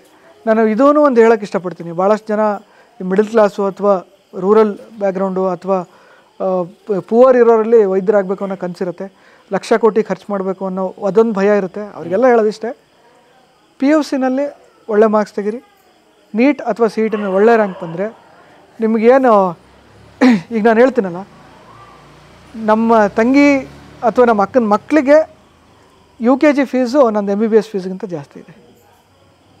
ಓಕೆನಾ? ಸೊ ಗೌರ್ಮೆಂಟ್ ಸೀಟಿನ ಗೌರ್ಮೆಂಟ್ ಮೆಡಿಕಲ್ ಕಾಲೇಜು. ಓಕೆನಾ? ಇದು ಭಾಳ ಕಷ್ಟ ಅಲ್ಲ. ಒಳ್ಳೆ ರ್ಯಾಂಕ್ ಇದ್ದರೆ ನಿಮಗೊಂಥರ ಅದು ಕೋಟ್ಯಾಂತರ ರೂಪಾಯಿ ಬೆಲೆ ಇದ್ದಂಗೆ. ಅದಕ್ಕೆ ನಾನು ಹೇಳ್ತಾರೆ ವಿದ್ಯೆ ಸಂಪತ್ತು ಅಂತ ಯಾಕೆ ಹೇಳ್ತಾ ಇದ್ದೀನಿ ಅಂದರೆ, ನಾನು MBBSಗೆ ನಾನು ಏನು 1 ಲಕ್ಷ ಖರ್ಚು ಮಾಡಿದ್ನಲ್ಲ, ಅದು ಬಿಟ್ಟರೆ ನಾನು ಎಲ್ಲೂ ₹1 ಎಲ್ಲೂ ದುಡ್ಡು ಕೊಟ್ಟಿಲ್ಲ. ಅದಾದ್ಮೇಲೆ ನಂತರದಲ್ಲಿ ಡಿಪ್ಲೊಮಾ ಮಾಡಿದೆ ನಾನು ಸೈಕಾಟ್ರಿನಲ್ಲಿ ನಿಮಾನ್ಸಲ್ಲಿ. ಅಲ್ಲೂ ಕೂಡ ನನಗೆ ಸ್ಟೈಪಂಡ್ ಸಿಗ್ತಾಯಿತ್ತು.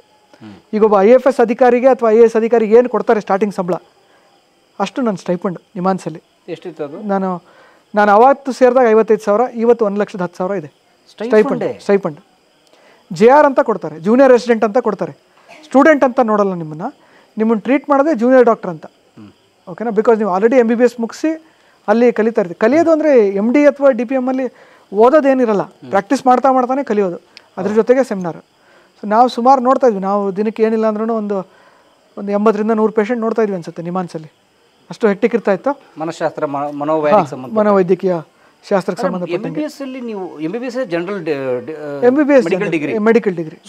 ಮನಃಶಾಸ್ತ್ರದ ಕಡೆ ಹೋದ್ರೆ ಹೇಳ್ತೀನಿ ನಾನು, ಅದಕ್ಕೆ ಬರ್ತೀನಿ ನಾನು. ಯಾಕೆ ಒಂದು ನನಗೇನು ಅನಿಸ್ತು ಅಂದರೆ, ಅದೇ ನನಗೆ ಮೊದಲಿಂದನೂ ಸ್ವಲ್ಪ ಈ ಏನು ಎನಿ ಫೀಲ್ಡ್, ಯಾವುದೇ ಫೀಲ್ಡಲ್ಲೂ ಸ್ವಲ್ಪ ಯಾರು ಹಿಂದಿರೋವಂಥವ್ರು ಅಥವಾ ಶೋಷಿತರು ಅಥವಾ ಯಾರ ಮೇಲೆ ಕೀಳರಿಮೆ ಅಥವಾ ಸ್ಟಿಗ್ಮಾ ಏನಿದೆ ಅವರಿಗೆ ಹೆಲ್ಪ್ ಮಾಡಬೇಕು ಅನ್ನೋಂಥದ್ದು ಒಂದು. ಜೊತೆಗೆ ನಾನು ಹೈಸ್ಕೂಲ್ನಲ್ಲಿರುವಾಗ ನಮ್ಮ ತಾಯಿಗೂ ಕೂಡ ಸ್ವಲ್ಪ ಮಟ್ಟದ ಖಿನ್ನತೆ ಇತ್ತು. ಆ ಟೈಮ್ನಲ್ಲಿ ನಾನೇ ಅವ್ರನ್ನ ಕರ್ಕೊಂಡೋಗಿ ಆಸ್ಪತ್ರೆಗೆ ಅವ್ರನ್ನ ರಿಜಿಸ್ಟ್ರ್ ಮಾಡಿಸಿ, ಅವರಿಗೆ ಈ ಡಾಕ್ಟರ್ ಶ್ರೀಧರ್ ಅಂತ ಇದ್ದಾರೆ ಶಿವಮೊಗ್ಗದಲ್ಲಿ, ಅವ್ರ ಹತ್ರ ನಾನು ಟ್ರೀಟ್ಮೆಂಟ್ ಕೊಡಿಸಿದಾಗ ಅವ್ರು ಗುಣಮುಖ ಆಗಿದ್ದನ್ನು ನಾನು ನೋಡಿದೆ. ಸಮಾಜದಲ್ಲಿ ಎಷ್ಟು ನೆಗ್ಲೆಕ್ಟ್ ಅಥವಾ ಕೀಳರಿಮೆ ಇದೆಯಲ್ಲ ಇದ್ರ ಮೇಲೆ, ನಾನು ಅದಕ್ಕೋಸ್ಕರ ವರ್ಕ್ ಮಾಡಬೇಕು ಅಂತ ನಾನು 3rd MBBS ಇರುವಾಗ ನಾನು ಡಿಸೈಡ್ ಮಾಡಿದ್ದು, ನಾನು ಮನೋವೈದ್ಯಕೀಯ ಶಾಸ್ತ್ರನೇ ತೊಗೊಳ್ಬೇಕಂತ. ಹಾಗಾಗಿಬಿಟ್ಟು ನಾನು MBBS ಮುಗಿದ ನಂತರ ಯೂಶ್ವಲಿ ಇಂಟರ್ನ್ಶಿಪ್ ಆದಮೇಲೆ 1 ವರ್ಷ ಅಥವಾ 2 ವರ್ಷ ಗ್ಯಾಪ್ ತೊಗೊಳ್ತಾರೆ PGಗೆ ಓದೋದಕ್ಕೆ. ಇವತ್ತಿಗೂ ಅದೇ ಪದ್ಧತಿ ಇದೆ, 2 ವರ್ಷ 3 ವರ್ಷ ಓದ್ತಾರೆ. ನಾನು ಇಂಟರ್ನ್ಶಿಪ್ ಮುಗಿದು 2 ತಿಂಗಳಿಗೆ ನಾನು ನಿಮಾನ್ಸ್ಗೆ ಜಾಯ್ನ್ ಆಗಿದ್ದು ನಾನು. ಸೊ ಭಾಳ ಸ್ಪಷ್ಟ ಇದ್ರಿ ನೀವು? ಹಾಂ, ಇದರಲ್ಲಿ ಭಾಳ ಸ್ಪಷ್ಟ ಇದೆ. ಮೆಡಿಕಲ್ ಸೇರುವಾಗ ನನಗೆ ಸ್ವಲ್ಪ ಗೊಂದಲ ಇತ್ತು ಬೇಡವಾ ಅಂತ. ಬಟ್ ಇದರಲ್ಲಿ ನನಗೆ ಮನೋವೈದ್ಯಕೀಯ ಶಾಸ್ತ್ರದಲ್ಲಿ ನನಗೆ ಭಾಳ ಆಸಕ್ತಿ ಇತ್ತು. ನಂದು MBBS ಕಥೆಗಳು ಭಾಳ ಚೆನ್ನಾಗಿದೆ. ನಾನು ಮೊದಲನೇ ದಿನವೇ ಹೋಗಿ ದೊಡ್ಡದಾಗಿ ಒಂದು ಭಾಷಣ ಬೇರೆ ಕೊಟ್ಬಿಟ್ಟೆ. ಅಲ್ಲಿ ಎಲ್ಲ ಪೇರೆಂಟ್ಸು ಎಲ್ಲ ಇದ್ದ ಕಡೆ ಎಲ್ಲ ಒಂದೊಳ್ಳೆ ಸ್ಪೀಚ್ ಕೊಟ್ಟೆ. ಅದು ಇವತ್ತಿಗೂ ನನ್ನ ಫ್ರೆಂಡ್ಸ್ಗಳದ್ದು ಪೇರೆಂಟ್ಸ್ಗಳು ಇವತ್ತು ನೆನೆಸ್ಕೊಳ್ತಾರೆ, ಹೆಂಗಿದೆ ನಿನ್ನ ಫ್ರೆಂಡು ಅನ್ನೋದು ಭಾಷಣ ಕೊಟ್ಟನಲ್ಲ ಅಂತ. ಅವ್ರು ಸುಮಾರು ಜನ ಮೊನ್ನೆ ನನಗೆ ನನ್ನ ರಿಸಲ್ಟ್ ಬಂದಮೇಲೆ ಕೂಡ ಮೆಸೇಜ್ ಮಾಡಿದ್ದಾರೆ, ನಮ್ಮ ಪೇರೆಂಟ್ಸ್ ಕಡೆಯಿಂದ ನಿನಗೆ ಕಂಗ್ರ್ಯಾಚುಲೇಷನ್ಸ್ ಅಂತ. ಸೊ ನನಗೆ ಇಲ್ಲಿ ಹೋಗಿ ನನಗೆ ಅವಾಗ ಏನು ಐಡಿಯಾ ಇರಲಿಲ್ಲ. ನನಗೆ ನಾನು ಇದು ಸೀಟ್ ತೊಗೋಬೇಕು ಅಂತ ನಾನು ಡಿಸೈಡ್ ಮಾಡುವಾಗ ನಾನು ಇನ್ನು ಜಾವಾ ಮತ್ತು C++ ಕ್ಲಾಸಿಗೆ ಹೋಗ್ತಾಯಿದ್ದೆ ನಾನು, ಇನ್ ಕೇಸ್ ಇಂಜಿನಿಯರಿಂಗ್ ತೊಗೊಂಡ್ರೆ ಅಂತ. ಸೊ ನಾನು ಕ್ಲಾಸ್ ರೆಪ್ರೆಸೆಂಟೇಟಿವ್ ಇದ್ದೆ. ನನ್ನ ಫ್ರೆಂಡ್ ಒಬ್ಬಳು ನಾರ್ತ್ ಇಂಡಿಯನ್ ಫ್ರೆಂಡ್ ಒಬ್ಳು ಇದ್ದಾಳೆ. ಅವಳು ನನ್ನ ಬ್ಯಾನರ್ ಫೋಟೋ ನಾನು ಹಾಕಿದ್ದು ನೋಡಿ ಅವಳಿಗೆ ಏನು ವಿಷಯ ಅಂತ ಗೊತ್ತಾಗಿಲ್ಲ, ಕನ್ನಡದಲ್ಲಿ ಇತ್ತಲ್ಲ, ಏನು ವಿಷಯ ಅಂತ ನನಗೆ ಗೊತ್ತಿಲ್ಲ. ಆದರೆ ನನಗೆ ಈ ವ್ಯಕ್ತಿ ಗೊತ್ತು, ಇವ್ನು ನನ್ನ ಕ್ಲಾಸ್ CR ಆಗಿದ್ದ ಅನ್ನೋ ಕಾರಣಕ್ಕೋಸ್ಕರ ವಿಷಯ ಏನೇ ಇರಲಿ I am proud that I know him ಅಂತ ಫೇಸ್ಬುಕ್ಕಲ್ಲಿ ಒಂದು ಕಮೆಂಟ್ ಮಾಡಿದ್ದಾಳೆ ಅವಳು. ಓಕೆ, ಸೊ CR ಆಗಿದ್ದ ಕಾರಣದಲ್ಲಿ ಆವಾಗ ಭಯಂಕರ ರ್ಯಾಗಿಂಗು 2008ರಲ್ಲಿ ಮೆಡಿಕಲ್ ಕಾಲೇಜ್ಗಳು, ಅದರಲ್ಲೂ ಕಿಮ್ಸ್ ಹುಬ್ಳಿ ಅಂದರೆ ಭಯಂಕರ ರ್ಯಾಗಿಂಗು. ಸೊ ರ್ಯಾಗಿಂಗ್ ಕಥೆಗಳು ಭಾಳ ಇದ್ವು. But of course over A period of time ನಾವು ಸೀನಿಯರ್ಸ್ಗಳಿಗೆಲ್ಲ ತುಂಬ ಕ್ಲೋಸ್ ಆದ್ವಿ. ಸೊ ಆ ಟೈಮ್ನಲ್ಲಿ ಫಸ್ಟ್ MBBS ಓದ್ತಾ ಇರಲಿಲ್ಲ ನಾನು ಅಷ್ಟೊಂದು, ಬಿಕಾಸ್ ರ್ಯಾಗಿಂಗಲ್ಲೇ ಇದಾಗ್ಬಿಡ್ತಾಯಿತ್ತು. ಸೀನಿಯರ್ಸ್ಗಳಿಗೆ ಸ್ನ್ಯಾಕ್ಸ್ ತಂದು ಕೊಡಬೇಕು, ಕ್ಲಾಸಲ್ಲಿ ಪಾಠ ಏನು ಕೇಳ್ತಾ ಇದ್ನೋ ಅಷ್ಟೇ. ಅದಾದಮೇಲೆ ಹಾಸ್ಟೆಲಿಗೆ ಬಂದು ಓದೋಕ್ಕಾಗ್ತಾ ಇರಲಿಲ್ಲ. ಸುಮಾರು ಅವರಿಗೆ ಎಂಟರ್ಟೈನ್ಮೆಂಟ್ ಮಾಡಬೇಕು, ಡ್ಯಾನ್ಸ್ ಮಾಡಬೇಕು, ಇವಾಗೆಲ್ಲ ಕಮ್ಮಿ ಆಗ್ಬಿಟ್ಟಿದೆ, ಇದೆಲ್ಲ ನಿಂತುಬಿಟ್ಟಿದೆ ಈಗ, ಒಳ್ಳೆಯದು ಕೂಡ. ಸೆಕೆಂಡ್ MBBSವರೆಗೂ ಇದೇ ಮುಂದುವರೆದ್ಬಿಡ್ತು ನಂದು. ಸೊ ಓದೋದು ಬಿಟ್ಟು ಬೇರೆ ಅವಾಗ ಕ್ಲಾಸ್ CR ಇದ್ದೆ ನಾನು. ಸೆಕೆಂಡ್ MBBSಲ್ಲಿ ನಾನು ಕನ್ನಡ ಸಂಘದ ಸೆಕ್ರೆಟ್ರಿ ಆದೆ, ಕನ್ನಡ ಸಂಘದ ಕಾರ್ಯದರ್ಶಿ ಆದೆ ನಾನು. ಸೆಕೆಂಡ್ MBBSಲ್ಲಿ ನಮ್ಮದು ಆರೋಗ್ಯ ಸ್ವಲ್ಪ ಬಿಗಡಾಯಿಸ್ತು. ನನಗೆ ಬ್ಯಾಕ್ ಪೇನ್ ಬಂತು, ಲಂಬಾರ್ ಸ್ವಲ್ಪ ಡಿಸ್ಕ್ ಹರ್ನಿಯೇಷನ್ ಆಗಿಬಿಟ್ಟು ಬ್ಯಾಕ್ ಪೇನ್ ತುಂಬ ಸಿವಿಯರ್ ಆಯಿತು. ಸೆಕೆಂಡ್ ಇಯರಲ್ಲಿ ಒಂದು ರೋಚಕ ಘಟನೆ ನಡೀತು. ನಮ್ಮದು ಪೆಥಾಲಜಿ ಎಕ್ಸಾಮ್ ಇತ್ತು. ಎಕ್ಸಾಮ್ ಹಿಂದಿನ ದಿವಸ ಪೇಪರ್ ಲೀಕ್ ಆಗಿಬಿಡ್ತು. ಪೇಪರ್ ಲೀಕ್ ಆಗಿ ಪೇಪರ್ ಸಿಕ್ಬಿಡ್ತು ಎಲ್ಲರಿಗೂ, ಹಾಸ್ಟೆಲ್ ಎಲ್ಲರಿಗೂ ಸಿಕ್ತು ಪೇಪರ್ ಲೀಕ್ ಆಗಿದೆ ಅಂಥೇಳಿ. ಅದೇ ಟೈಮಲ್ಲಿ ನನಗೆ ಬ್ಯಾಕ್ ಪೇನ್ ತುಂಬ ಸಿವಿಯರ್ ಆಗಿಬಿಡ್ತು, ತುಂಬ ಸಿವಿಯರ್ ಆಯಿತು. ರಿವಿಷನ್ ಎಲ್ಲ ಬಿಟ್ಬಿಟ್ವಿ. ಯಾವ್ದು ಪೇಪರ್ ಬಂದಿತ್ತು ಅದಷ್ಟೇ ನೋಡ್ಕೊಳ್ಳೋದು, ಅದನ್ನೇ ನೋಡ್ಕೊಂಡು ಅದನ್ನೇ ಗಟ್ಟಿ ಹೊಡ್ಕೊಂಡು ಬ್ಯಾಕ್ ಪೇನ್ ತುಂಬ ಸಿವಿಯರ್ ಆಗಿ ಕ್ಯಾಶುಯಾಲಿಟಿಗೆ ಹೋಗಿ ಅಡ್ಮಿಟ್ ಆಗಿಬಿಟ್ಟೆ ನಾನು. ಎಮರ್ಜೆನ್ಸಿಗೆ ಹೋಗಿ ಅಲ್ಲೋಗಿ ಇಂಜೆಕ್ಷನ್ ತೊಗೊಂಡು ಅಡ್ಮಿಟ್. ಅಷ್ಟು ಸಿವಿಯರ್ ಆಗಿಬಿಟ್ಟಿತ್ತು. ಕ್ಯಾಶುಯಾಲಿಟಿಯಿಂದ ಡೈರೆಕ್ಟಾಗಿ ಎಕ್ಸಾಮ್ ಹಾಲಿಗೆ ಹೋಗಿದ್ದು ನಾನು. ಸ್ಟ್ರೆಚರ್ ಮೇಲೆ ಇಲ್ಲ, ನಡೆಯೋಕ್ಕಾಗ್ತಾಯಿತ್ತು. ಅಂದರೆ ಹಿಂದಿನ ದಿವಸ ನೈಟೆಲ್ಲ ಇಂಜೆಕ್ಷನ್ನು ಟ್ರೀಟ್ಮೆಂಟ್ ಅದೆಲ್ಲ ತೊಗೊಂಡು ಏನೋ ಫ್ರೆಂಡ್ಸ್ ಹೆಲ್ಪ್ ತೊಗೊಂಡು ಹೋಗಿ ಕ್ಯಾಶುಯಾಲಿಟಿಯಿಂದ ಎಕ್ಸಾಮ್ ಹಾಲಿಗೆ ಹೋಗಿ ನೋಡಿದ್ರೆ ಈ ಮೈಸೂರು ಮೆಡಿಕಲ್ ಕಾಲೇಜಲ್ಲಿ ಗೊತ್ತಾಗ್ಬಿಟ್ಟಿದೆ ಪೇಪರ್ ಲೀಕ್ ಆಗಿದೆ ಅಂತ. ಲಾಸ್ಟ್ ಮೂಮೆಂಟಲ್ಲಿ ಪೇಪರ್ ಚೇಂಜ್ ಮಾಡಿಬಿಟ್ಟಿದ್ದಾರೆ. ರಿವಿಷನ್ ಇಲ್ಲ, ಏನಿಲ್ಲ, ರಾತ್ರೆಲ್ಲ ಎಮರ್ಜೆನ್ಸಿನಲ್ಲಿ ಅಡ್ಮಿಟ್ಟು, ಇಂಜೆಕ್ಷನ್ ಹಾಕ್ಕೊಂಡಿರೋ ಮಂಪ್ರು, ಜೊತೆಗೆ ಪೇಪರು ಏನೋ ಬಂದ್ಬಿಟ್ಟಿದೆಯಲ್ಲ ಅಂತ. ಸೊ ಬರದೆ ಆ ವರ್ಷ ನಮ್ಮದು ಪೆಥಾಲಜಿ ಫೇಲ್. ಪೆಥಾಲಜಿ ಅಂದರೆ ಲ್ಯಾಬ್ ಟೆಸ್ಟ್. ಪೆಥಾಲಜಿ ಅಂದರೆ ತುಂಬ ಕಾಂಪ್ಲೆಕ್ಸ್ ಇದೆ. ಡಯಾಗ್ನೋಸ್ಟಿಕ್ಸ್ ಬರುತ್ತೆ, ಹಿಸ್ಟೋಪೆಥಾಲಜಿ ಅಂತ ಬರುತ್ತೆ, ಮೈಕ್ರೋಸ್ಕೋಪು ಅದೆಲ್ಲ ಬರುತ್ತೆ, ರೋಗ ಪತ್ತೆ ಮಾಡೋದು. ಸೊ ನೀವು ಹೆಂಗೆ 12th ಫೇಲ್ ಅಂತ ಮೂವಿ ನೋಡಿದಾರಲ್ಲ, ಹಂಗೆ ನಾನು ಸೆಕೆಂಡ್ MBBS ಫೇಲ್. ನಾನು actually second MBBS fail. Second MBBS fail ಆದ ನಂತರದಲ್ಲಿ ನಾನು for A very short period 2 ದಿನದ ಮಟ್ಟಿಗೆ ನಾನು ಕಾಲೇಜಿನ ಜನರಲ್ ಸೆಕ್ರೆಟರಿ ಆಗಿದ್ದೆ. ಅದು ಭಾಳಷ್ಟು ಜನಕ್ಕೆ ಗೊತ್ತಿಲ್ಲ, ನಮ್ಮ ಬ್ಯಾಚಲ್ಲೇ ಭಾಳ ಜನಕ್ಕೆ ಗೊತ್ತಿಲ್ಲ. ಬಟ್ ಅವತ್ತು ನನಗೆ ಅನ್ನಿಸ್ತು, ಅಂದರೆ ನಾನು ಹೋಗ್ತಾ ಇರೋ ದಾರಿ ಸರಿ ಇಲ್ಲ ಅಂತ. ನಾನು ಇಲ್ಲಿ ಬಂದಿದ್ದೇನಕ್ಕೆ, ನಾನು ಮಾಡ್ತಾ ಇರೋದೇನು ಅಂತ ನಂಗೆ ರಿಯಲೈಸ್ ಆಯಿತು. ರಿಸೈನ್ ಮಾಡಿದೆ ನಾನು. ಒಂದು ದಿವಸದ ಜನರಲ್ ಸೆಕ್ರೆಟರಿ ಇದ್ದೆ, ರಿಸೈನ್ ಮಾಡಿದೆ. ಆವತ್ತು ಡಿಸೈಡ್ ಮಾಡಿದೆ ನಾನು, ಅಂದರೆ ನಾನೇನು ಈ ನನ್ನ 5ನೇ ಕ್ಲಾಸಿಂದ 10ನೇ ಕ್ಲಾಸ್ವರೆಗೂ ಏನಿತ್ತು ಆ ಮೈಂಡ್ಸೆಟ್ಟಿಗೆ ನಾನು ಹೋಗಬೇಕು ಅಂತ. ಯಾಕೆಂದರೆ ನಾನು ಬಂದಿರೋ ಉದ್ದೇಶ ಏನು, ನಾನು ಮಾಡ್ತಾ ಇರೋದೇನು ಅಂತ ನನಗೆ ಮನುಷ್ಯ ಜೀವನದಲ್ಲಿ ಹಾದಿ ತಪ್ಪದ್ದು ಸಹಜ. ಬಟ್ ಸರಿದಾರಿಗೆ ಮತ್ತೆ ಬರಬೇಕಂತ ಅನ್ನಿಸ್ತು. ಆ್ಯಂಡ್ ತಿರ್ಗಾ ನಾನು ಎಕ್ಸಾಮ್ ಬರೆದಾಗ ಪೆಥಾಲಜಿ ಟಾಪರ್ ನಾನು. ಐ ಸ್ಕೋರ್ಡ್ ಹೈಯೆಸ್ಟ್ ಸಪ್ಲಿಮೆಂಟ್ರಿ ಎಕ್ಸಾಮಲ್ಲಿ, ನಾನು ಆ ಬ್ಯಾಚಿನ ಹೈಯೆಸ್ಟು. ಅದಾದಮೇಲೆ ನಾನು ಹಿಂತಿರುಗಿ ನೋಡಲಿಲ್ಲ. ಅಂದರೆ ಎಲ್ಲ ಬಿಟ್ಟೆ ನಾನು, ಎಕ್ಸ್ಟ್ರಾ ಕರಿಕ್ಯುಲಮ್ ಬಿಟ್ಟೆ, ಓದೋದ್ರ ಮೇಲೆ ಫೋಕಸ್ ಮಾಡಿದೆ. ಇದೇನಿದ್ರು ನಾನು ತಿರ್ಗಾ ಮಾಡ್ಬೋದು, ಆದರೆ ಓದು ಈ ಟೈಮಿಂದು ಭಾಳ ಇಂಪಾರ್ಟೆಂಟ್ ಅಂತ ಓದಿದೆ ನಾನು. 3rd MBBS ಕೂಡ ನನಗೆ ಒಳ್ಳೆ ರಿಸಲ್ಟ್ ಬಂತು. ಫೈನಲ್ MBBSಲ್ಲಿ ನಾನು ಫಸ್ಟ್ MBBS ಸೆಕೆಂಡ್ MBBS ಇರುವಾಗ ನನ್ನ ಹಿಂದೆ ಏನು ಆಡ್ಕೊಳ್ತಾ ಇದ್ರು, ನಗಾಡ್ತಾ ಇದ್ರು, ಇವನು ಓದಲ್ಲ ಅಂತ ಹೇಳ್ತಾಯಿದ್ರು, ಅವರೆಲ್ಲರಿಗಿಂತ ಜಾಸ್ತಿ ಸ್ಕೋರ್ ಬಂತು ನಂದು. ಫೈನಲ್ MBBS ನಾನು ಫಸ್ಟ್ ಕ್ಲಾಸಲ್ಲಿ ಪಾಸಾದೆ. ಅದಾದ ನಂತರದಲ್ಲಿ ಇಂಟರ್ನ್ಶಿಪ್ಪು, ಅಲ್ಲಿನ ಫ್ರೆಂಡ್ಶಿಪ್ಸು, ಜೊತೆಗೆ ಕಿಮ್ಸ್ ಹುಬ್ಳಿ ಭಾಳ ಒಳ್ಳೆ ಕಾಲೇಜ್. ಇವತ್ತಿಗೂ ಕರ್ನಾಟಕದಲ್ಲಿ I think one of the top colleges KIMS Hubli ಅಂತ ಅನ್ಸುತ್ತೆ ನನಗೆ. ಓಕೆ, ಸೊ ಅಲ್ಲಿ ಇಂಟರ್ನ್ಶಿಪ್ ನಾನು ಕಲ್ತಿದ್ರಿಂದ ನನಗೆ ಥ್ರೂಔಟ್ ನನಗೆ ಕ್ಲಿನಿಕಲ್ ಸ್ಕಿಲ್ಸ್ ಎಲ್ಲ ತುಂಬ ಚೆನ್ನಾಗಿ, ಪೇಷಂಟ್ನ ನೋಡೋದಿರ್ಬೋದು, ಟ್ರೀಟ್ಮೆಂಟ್ ಇರ್ಬೋದು, ಚೆನ್ನಾಗಿತ್ತು. ಜಾಸ್ತಿ ಹಾಂ, ಸೊ ಪೇಷಂಟ್ ಇನ್ಫ್ಲೋ ಜಾಸ್ತಿ, 1200 1300ವರೆಗೆ ಒಂದು ದಿವಸಕ್ಕೆ OPD ಆಗುತ್ತೆ ಅಲ್ಲಿ. ಸೊ ಅಲ್ಲಿ ಅದ್ರ ಕಥೆಗಳು ಭಾಳ ಚೆನ್ನಾಗಿದೆ. ನಮ್ಮದು OBG ವಾರ್ಡ್ಗಳಲ್ಲಿ ಬೆಡ್ಡಲ್ಲ, ಕೆಳಗಡೆ ಮಲಗಿಸಿದ್ರೂ ಪೇಷಂಟಿಗೆ ಜಾಗ ಇರಲ್ಲ. ಇವತ್ತಿಗೂ ಹಾಗೇ ಇದೆ ಅಲ್ಲಿ ಪರಿಸ್ಥಿತಿ, ಅಷ್ಟು ಪೇಷಂಟ್ ಲೋಡು. ಕೆಲವು ಸಲ ಏನಾಗ್ಬಿಡುತ್ತೆ ಅಂದರೆ ಈ ಹೆರಿಗೆ ಮಾಡಿ ಡಿಸ್ಚಾರ್ಜ್ ಮಾಡಿರ್ತೀವಲ್ಲ, ಡಿಸ್ಚಾರ್ಜ್ ಸಮ್ಮರಿ ಬರೆದು ಹೋಗಿ ಎಲ್ಲ ಮುಗ್ದಿರುತ್ತೆ. ಪೇಷಂಟ್ಗಳು ಹೋಗಿರಲ್ಲ, ಅವ್ರಿಗಿನ್ನ ತೊಗೊಂಡೋಗಿ ಡಿಸ್ಚಾರ್ಜ್ ಸಮ್ಮರಿ ಕೊಟ್ಟಿರಲ್ಲ ಅಂತ. ಈ ನಾವು ರೌಂಡ್ಸಿಗೆ ಹೋಗೋ ಟೈಮಲ್ಲಿ ಇದ್ಯಾರು ಕವಿತಾ ಮೊನ್ನೆ ಹೋಗಿರೋ ಪೇಷಂಟ್ ಇಲ್ಲೇನು ಮಾಡ್ತಾ ಇದ್ದೀರಿ ಅಂದರೆ ಯಾರು ನಮಗೆ ಡಿಸ್ಚಾರ್ಜ್ ಕೊಟ್ಟಿಲ್ಲ, ಅದಕ್ಕೆ ಇಲ್ಲೇ ಕೂತಿದ್ದೀವಿ ಅಂತ 3 ದಿನಗಟ್ಟಲೆ ಕೂತಿರೋಂಥ ಕೇಸ್ಗಳನ್ನು ನೋಡಿದ್ದೀವಿ ನಾವು. ಅಲ್ಲಿ ಕೆಲವು ಮಾನಿಟ್ರಿಂಗ್ ಕೇಸ್ಗಳು, ಈ ಎಕ್ಲಾಂಶಿಯಾ ಅಂತ ಕೆಲವು ತೊಂದರೆ ಇದೆ, ಆ ಥರದ ಪೇಷಂಟ್ಗಳು ಮಾನಿಟ್ರ್ ಮಾಡೋ ಒಂದೇ ಹೆಸರು. ಈಗ ಮಂಜುಳಾ, ಗೀತಾ ಇವೆಲ್ಲ ಕಾಮನ್ ಹೆಸರು. 5-5, 6 ಒಂದೇ ಹೆಸರಿಂದ ಪೇಷಂಟ್ಗಳು ಇದ್ದು ಅಲ್ಲಿ ಟ್ರೀಟ್ಮೆಂಟ್ ಅವರಿಗೆಲ್ಲ ಕೊಡೋದಕ್ಕೆ ಪಡಿಪಾಟ್ಲು ಪಟ್ಟಿರುವಂಥ ಸಿಚುವೇಶನ್ಗಳನ್ನು ಕೂಡ ನೋಡಿದ್ದೀವಿ. ಈ ಬಿ ಪಿ ನೋಡೋಕೆ ಕೂತ್ಕೊಂಡ್ರೆ ಇಡೀ ದಿನ ಬಿ ಪಿ ಚೆಕ್ ಮಾಡಿ ಕಿವಿ ನೋವೆಲ್ಲ ಬಂದಿದ್ದು ಇದೆ. ಆದರೆ ಅಷ್ಟೇ ಕಲ್ತ್ವಿ. ಅಫ್ಕೋರ್ಸ್ ಅದು ತುಂಬ ಸ್ಟ್ರಿಕ್ಟು ಲೆಕ್ಚರರ್ಗಳಿಗೂ ಭಾಳ ಹೆಸರುವಾಸಿ. ಅಂದರೆ ಅಲ್ಲಿ ಹೋಗಿ ಬೈಸ್ಕೊಳ್ಳೋದಲ್ಲೇ ವಾರ್ಡ್ಗೆ ಹೋದರೆ ಬೈಸ್ಕೊಂಡ್ವಿ ಅಂತಲೇ ಅರ್ಥ, ಅಷ್ಟು ಸ್ಟ್ರಿಕ್ಟು. ಅದರಿಂದಾಗ ನಾವೆಲ್ಲ ಕಲ್ತ್ವಿ ಅಂತ ಅನಿಸುತ್ತೆ. ಹೆಂಗೆ ಉಳಿಯೇಟು ಬಿದ್ದು ಕಲ್ಲು ಶಿಲೆ ಆಗುತ್ತೋ ಆ ಥರ ಇವತ್ತು ಆಗಿದ್ದೀವಿ ಅನಿಸುತ್ತೆ. ನನಗೆ ನಾನು MBBS ಬಗ್ಗೆ ಭಾಳ ಹೆಮ್ಮೆ ಇದೆ. ಯಾಕೆಂದರೆ ನನಗೆ MBBSಗೆ ನನಗೆ ಇರುವಂಥ ಜ್ಞಾನದ ಬಗ್ಗೆ ಈ ಕಾಲೇಜು ಅಥವಾ ಈ ವೈದ್ಯಕೀಯ ಸಂಸ್ಥೆ ನೀಡಿರೋ ಭಿಕ್ಷೆ ಕಾರಣ ಅಂತ ನನಗನ್ಸುತ್ತೆ. ಅದಾದ ನಂತರದಲ್ಲಿ ಅಫ್ಕೋರ್ಸ್ ಇದೆಲ್ಲ ಮುಗಿಸಿ ಬರೋಷ್ಟೊತ್ತಿಗೆ ಮತ್ತೆ ನಮ್ಮ ಗ್ರ್ಯಾಜುಯೇಷನ್ ಡೇ ಬಂತು. ಗ್ರ್ಯಾಜುಯೇಷನ್ ಡೇಗೆ ನಾನು ಮತ್ತು ನನ್ನ ಫ್ರೆಂಡ್ ಕಾರ್ತಿಕ್ ಅಂತೇಳಿ, ನಾನು ಆರ್ಗನೈಸಿಂಗ್ ಸೆಕ್ರೆಟರಿ ಆದೆ. ತಿರ್ಗಾ ಇದೆಲ್ಲ ಬಿಟ್ಬಿಟ್ಟಿದ್ದೆ ನಾನು. ಅದ್ರ ಜೊತೆಗೆ ಕಲ್ಚರಲ್ ಆ್ಯಕ್ಟಿವಿಟೀಸಲ್ಲಿ ನಾನು ಕಿಮ್ಸ್ ಕನ್ನಡಿಗ ಅಂತ 3 ಸಲ ಆಗಿದ್ದೀನಿ, ಮಿಸ್ಟರ್ ಕಲಾಸ್ಪಂದನ ಅಂತ 3 ಸಲ ಆಗಿದ್ದೀನಿ. ನಾನು ಫೈನಲ್ ಇಯರಲ್ಲಿ ನಾನು ಪಾರ್ಟಿಸಿಪೇಟ್ ಮಾಡಲಿಲ್ಲ, ಫಸ್ಟ್ ಇಯರಲ್ಲಿ ಪಾರ್ಟಿಸಿಪೇಟ್ ಮಾಡಲಿಲ್ಲ, ಅವಾಗಲಿಲ್ಲ. ಉಳ್ಕಿದ ಎಲ್ಲ ಟೈಮಲ್ಲೂ ನಾನು ಪ್ರಶಸ್ತಿನ ಪಡೆದಿದ್ದೀನಿ. ನಮ್ಮದೊಂದು ಕ್ಲೋಸ್ ಫ್ರೆಂಡ್ಸ್ ಗ್ಯಾಂಗು. ಫೈನಲ್ ಇಯರಲ್ಲಿ ಏನಂದರೆ ನಾವು ಒಂದು ಇಂಟರ್ನಲ್ಸ್ ಬರೀಬೇಕು, ತುಂಬ ಓದೋದಿರುತ್ತೆ, ತುಂಬ ಒತ್ತಡ ಇರುತ್ತೆ. ಒಂದು ಇಂಟರ್ನಲ್ಸ್ ಮುಗಿದ್ರೆ ಒಂದು ಪಿಕ್ಚರ್ಗೆ ಹೋಗ್ಬೇಕು ನಾವು ಫೈನಲ್ MBBS ಬರೋ ಹೊತ್ತಿಗೆ. ಸೊ 1 ತಿಂಗಳು ಚೆನ್ನಾಗಿ ಓದ್ಬಿಡೋದು, ಒಂದು ದಿವಸ ಹೋಗಿ ಬ್ರೇಕ್ ತಗೊಳ್ಳೋದು. ಸೊ ಇವತ್ತಿಗೂ ಅವರೆಲ್ಲ ತುಂಬ ಕ್ಲೋಸ್ ಇದ್ದಾರೆ. ನನ್ನ ಫ್ರೆಂಡ್ ಒಬ್ಬ ನ್ಯೂರೋ ಸರ್ಜನ್ ಇದ್ದಾನೆ, ಇವಾಗ ಒಬ್ಬ ನೆಫ್ರಾಲಜಿಸ್ಟ್ ಇದ್ದಾನೆ, ಒಬ್ಬ ನನಗೆ ಸೈಕ್ಯಾಟ್ರಿಸ್ಟ್ ಇದ್ದಾನೆ, ಇನ್ನೊಬ್ಬ ಡೆಲ್ಲಿನಲ್ಲಿ ಉನ್ನತ ಹುದ್ದೆನಲ್ಲಿದ್ದಾನೆ, ಅವನು ಕೂಡ ಮೆಡಿಕಲ್ ಆಫೀಸರ್ ಆಗಿ. ಜೊತೆಗೆ ಒಬ್ಬ ಮಿಲ್ಟ್ರಿನಲ್ಲಿ ವರ್ಕ್ ಮಾಡ್ತಾ ಇದ್ದಾನೆ, ಒಬ್ಬ ESIಗೆ ವರ್ಕ್ ಮಾಡ್ತಾ ಇದ್ದಾನೆ. ಹೀಗೆ ಅವ್ರ ಜೊತೆಗೆ ಇದ್ದಂಥ ಒಡನಾಟ, ಬಾಂಧವ್ಯ, ಅದನ್ನು ನಾನು ಇವತ್ತಿಗೂ ನೆನೆಸ್ಕೊಳ್ತೀನಿ. ಒಬ್ಬ ವ್ಯಕ್ತಿಯಾಗಿ ನನ್ನನ್ನು ಶೇಪ್ ಮಾಡೋದಕ್ಕೆ ಇದೆಲ್ಲ ಕೂಡ ಕಾರಣ ಆಯಿತು ಅಂತ ಅನಿಸುತ್ತೆ. ಸೊ MBBS ನಂತರದಲ್ಲಿ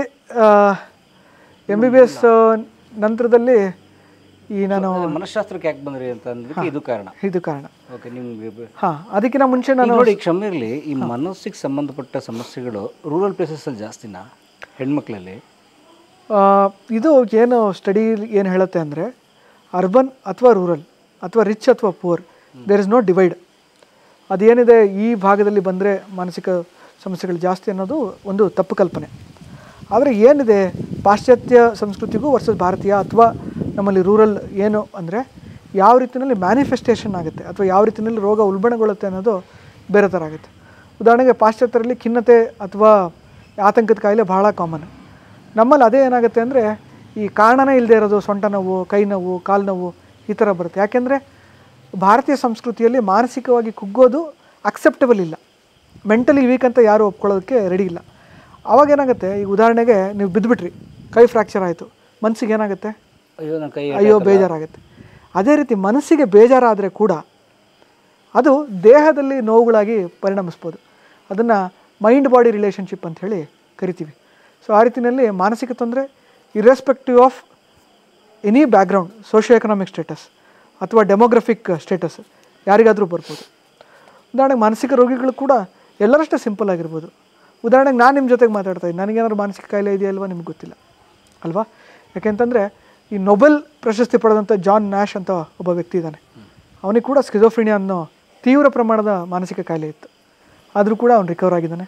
ದೀಪಿಕಾ ಪಡುಕೋಣೆಗೆ ಡಿಪ್ರೆಷನ್ ಇತ್ತು, ಹೊರಗೆ ಬಂದಿದ್ದಾಳೆ. ಯೋಯೋ ಹನಿ ಸಿಂಗ್ ಬೈಪೋಲಾರ್ ಅಫೆಕ್ಟಿವ್ ಡಿಸಾರ್ಡರ್ ಅಂತ ಕರಿತೀವಿ ನಾವು, ಉನ್ಮಾದ ಕಾಯಿಲೆ ಅಂತ ಕರಿತೀವಿ, ಆ ಕಾಯಿಲೆ ಇತ್ತು. ಜೊತೆಗೆ ಈ ಗಾಂಜಾ ವ್ಯಸನ ಕೂಡ ಆ ವ್ಯಕ್ತಿನಲ್ಲಿತ್ತು. ಆ ವ್ಯಕ್ತಿ ಕೂಡ ಇವತ್ತು ಅದು ಹೊರಗೆ ಬಂದು ಅದ್ರ ಬಗ್ಗೆ ಮಾತಾಡಿದ್ದಾರೆ. ಅಷ್ಟೆಲ್ಲ ಯಾಕೆ, ವಿರಾಟ್ ಕೊಹ್ಲಿ ಕೂಡ ಒಂದು ಫೇಸಲ್ಲಿ ಅವ್ರದ್ದು 73ನೇ ಸೆಂಚುರಿ ಆಗದೇ ಇರೋ ಟೈಮಲ್ಲಿ, ರನ್ ಸ್ಕೋರ್ ಮಾಡದಿರೋ ಟೈಮಲ್ಲಿ ನಾನು ಸ್ವಲ್ಪ ಖಿನ್ನತೆಗೆ ಒಳಪಟ್ಟಿದ್ದೆ ಅಂತ ಬಂದು ಹೇಳ್ಕೊಂಡಿದ್ದಾರೆ. ಸೊ ಹೀಗಿರುವಾಗ ನಾವು ಕೀಳರಿಮೆಯನ್ನು ತೊಡೆದು ಹಾಕಿ ಮಾನಸಿಕ ಆರೋಗ್ಯದ ಕಡೆಗೆ ಒತ್ತು ಕೊಡಬೇಕು. ಬಟ್ ಹೆಣ್ಣು ಮಕ್ಕಳಲ್ಲಿ ಜಾಸ್ತಿ ಅಂತ ಕೇಳ್ಪಟ್ಟೆ. ಹೆಣ್ಮಕ್ಳಲ್ಲಿ ಈ ಖಿನ್ನತೆ ಇದೆಯಲ್ಲ, ಖಿನ್ನತೆ ಅನ್ನೋ ತೊಂದರೆ, ಡಿಪ್ರೆಷನ್, ಅದು ಹೆಣ್ಮಕ್ಳಲ್ಲಿ ಜಾಸ್ತಿ. ಓಕೆನಾ? ಏನಕ್ಕೆ ಅಂದರೆ ಒಂದು ನ್ಯೂರೋಬಯಾಲಜಿ ಕರಿತೀವಿ ನಾವು, ಅವರಲ್ಲಿ ಉಂಟಾಗುವಂಥ ಹಾರ್ಮೋನಲ್ ಚೇಂಜಸ್ ಇರ್ಬೋದು. ಎರಡನೇದು ಈ ಪೋಸ್ಟ್ ಪಾರ್ಟಮ್ ಡಿಪ್ರೆಷನ್ ಅಂತ ಕರಿತೀವಿ ನಾವು, ಹೆರಿಗೆ ನಂತರದ ಖಿನ್ನತೆ ಅಥವಾ ಪೋಸ್ಟ್ ಪಾರ್ಟಮ್ ಸನ್ನಿ, ಅಂದರೆ ಅದನ್ನು ಬಾಣಂತಿ ಸನ್ನಿ ಅಂತ ಕೂಡ ಕರೀತಾರೆ. ನೀವು ಈ ಪುಟ್ಟಣ್ಣ ಕಣಗಾಲ್ ಅವ್ರದ್ದು ಶರಪಂಜರ ಸಿನಿಮಾ ನೋಡಿರ್ಬೇಕು. ಅದರಲ್ಲಿ ಅವಳು ಗರ್ಭಿಣಿಯಾಗಿ ಹೆರಿಗೆ ಆದ ನಂತರದಲ್ಲಿ ಅವಳಿಗೆ ಮಾನಸಿಕ ಕಾಯಿಲೆ ಉಲ್ಬಣಗೊಳ್ಳುತ್ತೆ ಇದು. ಸೊ ಈ ಹಾರ್ಮೋನಲ್ ಎಫೆಕ್ಟು. ಎರಡನೇದು ಕೆಲವು ಈ social support, lack of social support, ಅಂದರೆ ಈಗ ಮನೆಯಲ್ಲೇ ಇರೋವಂಥದ್ದು, ಹೊರಗಿನ ಒಡನಾಟ ಇಲ್ಲದೆ ಇರೋವಂಥದ್ದು, ಅಥವಾ ಈ ಏನು ಡೊಮೆಸ್ಟಿಕ್ ಅಬ್ಯೂಸ್, ಈ ಕುಡಿದು ಬರೋವಂಥ ಗಂಡ, ಮನೆಯಲ್ಲಿ ಹೊಡೆಯೋವಂಥ ಗಂಡ, ಓದದೇ ಇರೋ ಮಕ್ಕಳುಗಳು, ಅಥವಾ ಏನೋ ಈ ತವ್ರಿನಲ್ಲಿ ಏನೋ ಒಂದು ತೊಂದರೆ ಆಯಿತು, ಹಿಂಸೆ ಆಯಿತು, ಎಲ್ಲ ನೋವನ್ನ ಹೆಣ್ಣು ಸಹಿಸ್ಕೊಂಡು ಹೋಗ್ತಾಳೆ. ಇದೆಲ್ಲ ಕೂಡ ಒಂದಿಲ್ಲೊಂದು ರೀತಿಯಲ್ಲಿ ಖಿನ್ನತೆನಲ್ಲೋ ಆತಂಕದಲ್ಲೋ ಏನೋ ವ್ಯಕ್ತ ಆಗ್ಬೋದು ಅಂತ ಅನಿಸುತ್ತೆ. ಅಂದರೆ ಅವಳು ತುಂಬ್ಕೊಳ್ತಾ ಅಂತ ಸ್ಫೋಟ ಆಗುತ್ತೆ ಅಂತ ಅನಿಸುತ್ತೆ. ಯಾಕಂದರೆ ಅದಕ್ಕೆ ಏನು ಹೇಳ್ತೀವಿ ಅಂದರೆ, ಹೆಣ್ಣಾದರೂ ಆಗಲಿ ಗಂಡಾದರೂ ಆಗಲಿ, ಒಂದು ಏನೋ ಒಡನಾಟ ನಿಮ್ಮ ವಯಸ್ಕರಲ್ಲೋ ಫ್ರೆಂಡ್ಸಲ್ಲೋ ಅಥವಾ ಬೇರೆ ರಿಲೇಟಿವ್ ಜೊತೆನೋ ನಿಮ್ಮ ಮನಸ್ಸಲ್ಲಿ ಏನೇ ಆಗುತ್ತೋ ಅದನ್ನು ಹಂಚ್ಕೊಳ್ಬೇಕು ಬೇರೆಯವ್ರಿಗೆ. ಖುಷಿ ಮತ್ತು ದುಃಖದ ಏನು ಸ್ಪೆಷಾಲಿಟಿ ಅಂದರೆ, ಖುಷಿ ಇನ್ನೊಬ್ರ ಜೊತೆ ಹಂಚ್ಕೊಂಡ್ರೆ ಜಾಸ್ತಿ ಆಗುತ್ತೆ, ದುಃಖ ಇನ್ನೊಬ್ರ ಜೊತೆ ಹಂಚ್ಕೊಂಡ್ರೆ ಕಡಿಮೆ ಆಗುತ್ತೆ. ಸೊ ಖುಷಿ ಹೆಚ್ಚಾಗುತ್ತೆ ಬೇರೆಯವ್ರ ಜೊತೆ ಹಂಚ್ಕೊಂಡ್ರೆ, ದುಃಖ ಬೇರೆಯವ್ರ ಜೊತೆ ಹಂಚ್ಕೊಂಡ್ರೆ ಕಮ್ಮಿ ಆಗುತ್ತೆ. ಹಾಗೆ ಸೊ ಅದು ಭಾಳ ಮುಖ್ಯ. ಜೊತೆಗೆ ಏನಾಗುತ್ತೆ, ಭಾಳಷ್ಟು ಜನ ಹೆಣ್ಮಕ್ಳಿಗೆ ನನಗೇನಕ್ಕೂ ಟೈಮ್ ಇಲ್ಲ ಅನ್ನೋದೊಂದಿದೆ, ಮನೆ ಕೆಲಸ ಅದು ಇದು ಇಷ್ಟೆಲ್ಲ ಆದರೂ ನೀವು ದಿನಕ್ಕೆ ಅರ್ಧ ಗಂಟೆನೋ 1 ಗಂಟೆನೋ ನಿಮ್ಮ ಹವ್ಯಾಸಕ್ಕೋಸ್ಕರ ನೀವು ಮೀಸಲಿಡಬೇಕು, ಅಥವಾ ವಾರದಲ್ಲಿ 1 ದಿವಸನೋ ಅರ್ಧ ದಿವಸನೋ ನೀವು ಮೀಸಲಿಡಬೇಕು. ಇಲ್ಲಾಂತಂದರೆ ಬರೀ ಮನೆ ಮಂದಿಗೆಲ್ಲ ನೀವು ಮಾಡ್ತಾಯಿದ್ರಿ, ನಿಮ್ಮ ಆರೋಗ್ಯದ ಬಗ್ಗೆ ಕಾಳಜಿ ತಗೊಳ್ಬೇಕಲ್ವ, ಅದು ಮುಖ್ಯ. ಸೊ ಆ ಥರ ಮನಃಶಾಸ್ತ್ರಕ್ಕೆ ಹೋದ್ರಿ. ಹಾಂ. ಸೊ ನಾನು ಮಧ್ಯದಲ್ಲಿ ಈ ತ್ರಿಶೂರ್ನಲ್ಲಿ 1-2 ತಿಂಗಳಿದ್ದೆ. ಏನಕ್ಕೆ ಅಂದರೆ ಕೇರಳ ತ್ರಿಶೂರ್ನಲ್ಲಿ 1-2 ತಿಂಗಳಿದ್ದೆ. ಅಲ್ಲಿ ಅಂದರೆ ಈ ಎಂಟ್ರೆನ್ಸಿಗೆ ಓದೋಕ್ಕೆ ಅಂತ ಹೋಗಿದ್ದು. ತ್ರಿಶೂರ್ಗೆ ಏನಕ್ಕೆ ಹೋಗಿದ್ದು ಅಂದರೆ, ಅಲ್ಲಿ ಎಂಟ್ರೆನ್ಸಿಗೆ ಅವಾಗ ಇಡೀ ಇಂಡಿಯಾದಲ್ಲೇ ಲೋಯೆಸ್ಟ್ ಫೀಸು 18,000 ರೂಪಾಯಿ. ಯಾವ ಎಂಟ್ರೆನ್ಸ್? ಅಲ್ಲಿ ಪಿ ಜಿಗೆ ಓದೋದಕ್ಕೆ ಅಂತ, ಮೆಡಿಕಲ್ ಪಿ ಜಿಗೆ ಅಂತ ಹೋದೆ ನಾನು. 18,000 ರೂಪಾಯಿ ಫೀಸು, ಪ್ಲಸ್ ಅಲ್ಲೇ ಲೋಯೆಸ್ಟ್ ಅಂತ. ಅದು ತ್ರಿಶೂರಿಂದ ಹೊರಗಡೆ ಈ ವೆಳಪಾಯ ಅಂತ ಒಂದು ಜಾಗ, ಅಲ್ಲಿ ನೋಡಿರುವಂಥ ನಾನು ಶೆಕೆ ಧಗೆ ನನ್ನ ಜೀವನದಲ್ಲಿ ಎಲ್ಲೂ ನೋಡಿಲ್ಲ ಅನಿಸುತ್ತೆ. ಚೇರಲ್ಲಿ, ಪ್ಲಾಸ್ಟಿಕ್ ಚೇರ್ನಲ್ಲಿ ಕೂತ್ಕೊಂಡ್ಬಿಟ್ರೆ ಒಂದು ಸ್ವಲ್ಪ ಹೊತ್ತಿದ್ರೆ ನಾನೇ ಆ್ಯಕ್ಚುಲಿ ಒಂದೇ ಮಾಡ್ಕೊಂಡ್ಬಿಟ್ಟಿದ್ದೀನೇನೋ ಅಂತ ನೋಡ್ಬೇಕು, ಅಷ್ಟು ಬೆವರು ಜಾಗದಲ್ಲಿ. ಸೊ ಅಲ್ಲಿ ನಾನು ಮತ್ತು ನನ್ನಿಬ್ಬರು ಫ್ರೆಂಡ್ಸು ಅಲ್ಲೋಗಿ ಓದ್ತಾಯಿದ್ವಿ. ಬಟ್ ನನಗೇನು ಅದೃಷ್ಟವಶಾತ್ ಏನಂದರೆ, ಅಲ್ಲಿ ಹೋಗಿ 1 ತಿಂಗಳು ನಾನು ಇನ್ನೂ ಕೋಚಿಂಗು ಕೂಡ ಕರೆಕ್ಟಾಗಿ ನಾನು ಶುರು ಮಾಡಿರಲಿಲ್ಲ. ನಿಮಾನ್ಸಲ್ಲೇ ಮಾಡಬೇಕು, ನನಗೆ ಅದೊಂದು ಫಿಕ್ಸ್ ಆಗಿಬಿಟ್ಟಿತ್ತು. ನಾನು ಸೈಕೈಟ್ರಿ ಮಾಡಬೇಕು, MD ಮಾಡಬೇಕು, ನಿಮಾನ್ಸಲ್ಲೇ ಮಾಡಬೇಕು. ಇದು 3 ಕ್ರೈಟೀರಿಯಾ ನನ್ನ ತಲೆನಲ್ಲಿ ಕೂತ್ಕೊಂಡ್ಬಿಟ್ಟಿತ್ತು. ಸೊ ಯಾವಾಗಲೂ ನಾನು ಇದ್ರ ಬಗ್ಗೆನೇ ಓದ್ತಾ ಇದ್ದೆ. ನಿಮಾನ್ಸ್ದ ಅಲ್ಲಿ ಅವಾಗ ಈ ನರಶಾಸ್ತ್ರ ರಿಲೇಟೆಡ್, ನ್ಯೂರೋ ಸೈನ್ಸಸ್ ರಿಲೇಟೆಡ್ ಒಂದು 50% ಪ್ರಶ್ನೆ ಕೇಳೋರು. 50% ಎಂಟೈರ್ ಮೆಡಿಕಲಿಂದ ಕೇಳ್ತಾಯಿದ್ರು, 50% ನ್ಯೂರೋ ಸೈನ್ಸಸ್ ಕೇಳ್ತಾಯಿದ್ರು. ಸೊ ನ್ಯೂರೋ ಸೈನ್ಸಸ್ ಅಲ್ಲಿರುವಾಗಲೇ ಚೆನ್ನಾಗಿ ಓದ್ಬಿಟ್ಟೆ ನಾನು. ಸೊ ನನ್ನ ಅದೃಷ್ಟವಶಾತ್ ಏನೋ ನಿಮಾನ್ಸಲ್ಲಿ ನನಗೆ ಅವಾಗ ಸೀಟ್ ಸಿಕ್ತು. MD ಬೇಕಾಗಿತ್ತು ನನಗೆ, ಬಟ್ ಡಿಪ್ಲೊಮಾ ಸಿಕ್ತು. ಆದರೆ ನಾನು ಹೇಳ್ದಲ್ಲ, ನಾನು ಬಂದಿರೋಂಥ ಹಿನ್ನೆಲೆಯಿಂದ ಒಬ್ಬ ಹುಡುಗ ಒಂದು ಸೆಂಟ್ರಲ್ ಇನ್ಸ್ಟಿಟ್ಯೂಟಲ್ಲಿ ಗೌರ್ಮೆಂಟ್ದು ಫ್ರೀ ಸೀಟ್ ಸಿಗ್ತಾಯಿದೆ ವಿತ್ ಸ್ಟೈಪಂಡ್ ಅಂದರೆ ಅದನ್ನು ಬಿಡೋ ಪ್ರಶ್ನೆನೇ ಇಲ್ಲ. ಅಂದರೆ ಇವಾಗ ಆಯ್ಕೆಗಳು ಯಾವ ಆಯ್ಕೆ ಸಿಕ್ಕರು, ಏನು ಅವಕಾಶ ಸಿಕ್ಕರು ಅದನ್ನು ಗಬಕ್ಕಂತ ಹಿಡ್ಕೊಂಡ್ಬಿಡ್ಬೇಕು ಅನ್ನೋ ಮನಸ್ಥಿತಿ. ಆವಾಗ ನಾನು ಭಾಳಷ್ಟು ಜನ ನನ್ನ ಫ್ರೆಂಡ್ಸು ನನ್ನ ಹತ್ರ ಮಾತಾಡಿದ್ರು, 1 ವರ್ಷ ನೀನು ವೆಯ್ಟ್ ಮಾಡ್ಬೋದು, ನಿನಗೆ ಅಲ್ಲೇ ನಿಮಾನ್ಸ್ನಲ್ಲೇ MD ಸಿಗುತ್ತೆ ಅಂತ ಹೇಳಿದ್ರು. ಬಟ್ ಸಿಕ್ಕೇ ಸಿಗುತ್ತೆ ಅನ್ನೋ ಗ್ಯಾರಂಟಿ ಏನಿದೆ? ಸಿಕ್ಕಿರೋ ಅವಕಾಶನ ಯಾಕೆ ಕಳ್ಕೊಬೇಕು ಅಂತ ನಿಮಾನ್ಸ್ ಸೇರಿಕೊಂಡೆ. ನಿಮಾನ್ಸಲ್ಲಿ ವರ್ಕ್ ಲೋಡ್ ಅಂತೂ ನಿಮಾನ್ಸ್ ವರ್ಕ್ ಲೋಡು ಕಿಮ್ಸ್ ಹುಬ್ಳಿಗಿಂತನೂ ಜಾಸ್ತಿ ಅನಿಸುತ್ತೆ. ಅಲ್ಲಿ ನಾನು ಡಿಪ್ಲೊಮಾ ಮಾಡ್ತಾಯಿದ್ದ ಕಾರಣ 2 ವರ್ಷ, first year final year. So ಅಲ್ಲಿ ಸುಮಾರು ಬೆಳಗ್ಗೆ 8ರಿಂದ ರಾತ್ರಿ 10 ಗಂಟೆವರೆಗೂ ವರ್ಕ್. ಸೊ ಅದು ಇಡೀ ಕ್ಯಾಂಪಸ್ ತುಂಬ ಪೇಷಂಟ್ಸಲ್ಲಿ, ಸೈಕ್ಯಾಟ್ರಿನೇ ಮೇನ್ ಪೇಷಂಟ್ಸ್ ಇದ್ದಿದ್ದು. ನಿಮಾನ್ಸ್ ಕ್ಯಾಂಪಸ್ ನೋಡಿರ್ಬೋದು ನೀವು, ಇಡೀ ಕ್ಯಾಂಪಸ್ ತುಂಬ ಒಂದು ವಾರ್ಡಿಂದ ಇನ್ನೊಂದು ವಾರ್ಡು, ಇನ್ನೊಂದು ವಾರ್ಡಿಂದ ಇನ್ನೊಂದು ವಾರ್ಡು. ಸೊ ಅಲ್ಲಿ ನೈಟ್ ಡ್ಯೂಟಿಗಳು ಬೇರೆ, ಜೊತೆಗೆ ಹೆಕ್ಟಿಕ್ ಶೆಡ್ಯೂಲ್ ಬೇರೆ. ಇಡೀ ದಿನ ಕೆಲಸ ಮಾಡೋದು, ರಾತ್ರಿ ಬಂದು ಒಂದು ಒಳ್ಳೆ ಊಟ ಮಾಡೋದು, ಸ್ಟೈಪಂಡ್ ಬೇರೆ ಬರ್ತಾಯಿತ್ತಾ, ಐಸ್ ಕ್ರೀಮ್ ಚೆನ್ನಾಗಿ ತಿನ್ನೋದು, ಮಲಗೋದು. ಬೆಳಗ್ಗೆ ಹೇಳೋದು, 10 ಗಂಟೆ 12 ಗಂಟೆ ಕೆಲಸ ಮಾಡೋದು, ಚೆನ್ನಾಗಿ ಊಟ ಮಾಡೋದು, ಮಲಗೋದು. ಹೀಗಾಗಿ ಆ ಟೈಮಲ್ಲಿ ಮೋಸ್ಟ್ಲಿ ನಾನು ಅದೇ ಟೈಮಲ್ಲಿ ನಾನು ವೆಯ್ಟ್ ಗೇನ್ ಕೂಡ ಅದೇ ಅಂತ ಅನಿಸುತ್ತೆ. ಬಟ್ ಅಲ್ಲಿ ಕೂಡ ನಾನು ಕಲ್ತಿದ್ದು ಮತ್ತು ಫ್ರೆಂಡ್ಸ್ಗಳು, ಅವಾಗ ಎಕ್ಸ್ಟ್ರಾ ಕರಿಕ್ಯುಲಮ್ ಏನಿಲ್ಲ, ಡ್ಯೂಟಿ ತುಂಬ ಹೆಕ್ಟಿಕ್ ಇರ್ತಾಯಿತ್ತು. ಬಟ್ ಅಲ್ಲಿ ನಾನು ನಿಮಾನ್ಸ್ ವಾತಾವರಣದಲ್ಲಿ ಓಡಾಡಿದ್ರೇ ಮನೋವೈದ್ಯಕೀಯ ಶಾಸ್ತ್ರ ಕಲಿತೀವಿ. There is psychiatry in the air of NIMHANS campus ಅಂತ ಒಂದು ಫೇಮಸ್ ಕೋಟ್ ಇದೆ. ಸೊ ಅಲ್ಲಿ ನಾನು ಡಿಪ್ಲೊಮಾನ ಮಾಡಿದೆ. ಅಲ್ಲಿ ಕೂಡ ನಾನು ಸಾಕಷ್ಟು ಜನ ಫ್ರೆಂಡ್ಸ್ಗಳನ್ನು ಮಾಡಿಕೊಂಡೆ. ನನ್ನ ಫ್ರೆಂಡ್ ಒಬ್ಬರು ಈಗ PGIನಲ್ಲಿದ್ದಾರೆ, ಒಬ್ಬರು ಡಿ-ಅಡಿಕ್ಷನ್ ಸೆಂಟ್ರಲ್ಲಿ ವರ್ಕ್ ಮಾಡ್ತಾಯಿದ್ದಾರೆ ಪಂಜಾಬ್ನಲ್ಲಿ, ಸೊ ಮಹೇಶ್ ಅಂತ ಹೇಳಿ. ಅದಾದ ನಂತರದಲ್ಲಿ ನನ್ನ ಫ್ರೆಂಡ್ಗಳು ಕೆಲವರು ಅವರೇ ಒಂದು ಆಂಟ್ರಪ್ರನರ್ ಆಗಿ ವರ್ಕ್ ಮಾಡ್ತಾಯಿದ್ದಾರೆ. ಇನ್ನೊಬ್ಬರು ಬಿಜಾಪುರದಲ್ಲಿ ಜಿಲ್ಲಾ ಮಾನಸಿಕ ಆರೋಗ್ಯ ಕಾರ್ಯಕ್ರಮ ಅಂತ ಒಂದು ಸರ್ಕಾರಿ ಕಾರ್ಯಕ್ರಮದಲ್ಲಿ ವರ್ಕ್ ಮಾಡ್ತಾಯಿದ್ದಾರೆ. ಸೊ ಇದ್ರ ಜೊತೆಗೆ ಇದು ಮುಗಿತಾ ಇದ್ದಂಗೆ, ಇದು ಮುಗಿದು ಒಂದು ತಿಂಗಳಿಗೇ ನನಗೆ ಒಂದು ಜಿಲ್ಲಾ ಮಾನಸಿಕ ಆರೋಗ್ಯ ಕಾರ್ಯಕ್ರಮ ದಾವಣಗೆರೆಯಲ್ಲಿ ಒಂದು ಇಂಟರ್ವ್ಯೂ ಇತ್ತು ಅಂತ ಅಟೆಂಡ್ ಮಾಡಿದೆ. ನನಗೆ ಆ್ಯಕ್ಚುಲಿ ಜಾಬ್ ಸಿಕ್ಬಿಡ್ತು ನನಗೆ. ಸೊ ಇಂಟರ್ವ್ಯೂ ಅಟೆಂಡ್ ಮಾಡಿ ಅಲ್ಲಿಗೆ ನನಗೆ ಎಲ್ಲೂ ಗ್ಯಾಪೇ ಇಲ್ಲ. ಇದು ಮುಗಿದು ಒಂದು ತಿಂಗಳಿಗೇ ನಾನು ಏನು ಮಾಡಬೇಕಂತ ಯೋಚನೆ ಮಾಡ್ತಾ ಇರುವಾಗಲೇ ಸೇರಿಕೊಂಡೆ. ಅಲ್ಲಿ ಆ್ಯಕ್ಚುಲಿ ಅವರು ನಮ್ಮ ಜಿಲ್ಲಾ ಮಾನಸಿಕ ಆರೋಗ್ಯ ಕಾರ್ಯಕ್ರಮದ ತಂಡ, ಹೊಸ ತಂಡ ಆ್ಯಕ್ಚುಲಿ, ಅದು ಹೊಸದಾಗಿ ನಾಮಿನೇಟ್ ಆದಂಥ ಪ್ರೋಗ್ರಾಮ್ ಇತ್ತದು. ಅಲ್ಲಿ ನಾನು 2 ವರ್ಷದಲ್ಲಿ 3300 ಹೊಸ ರೋಗಿಗಳನ್ನು ರಿಜಿಸ್ಟರ್ ಮಾಡಿದ್ದೀನಿ. ನನ್ನ ಟೆನ್ಯೂರಲ್ಲಿ 3300 ನ್ಯೂ ಪೇಷಂಟ್ಗಳನ್ನು ನಾನು ರಿಜಿಸ್ಟರ್ ಮಾಡಿದ್ದೀನಿ. ಇದ್ರ ಜೊತೆಗೆ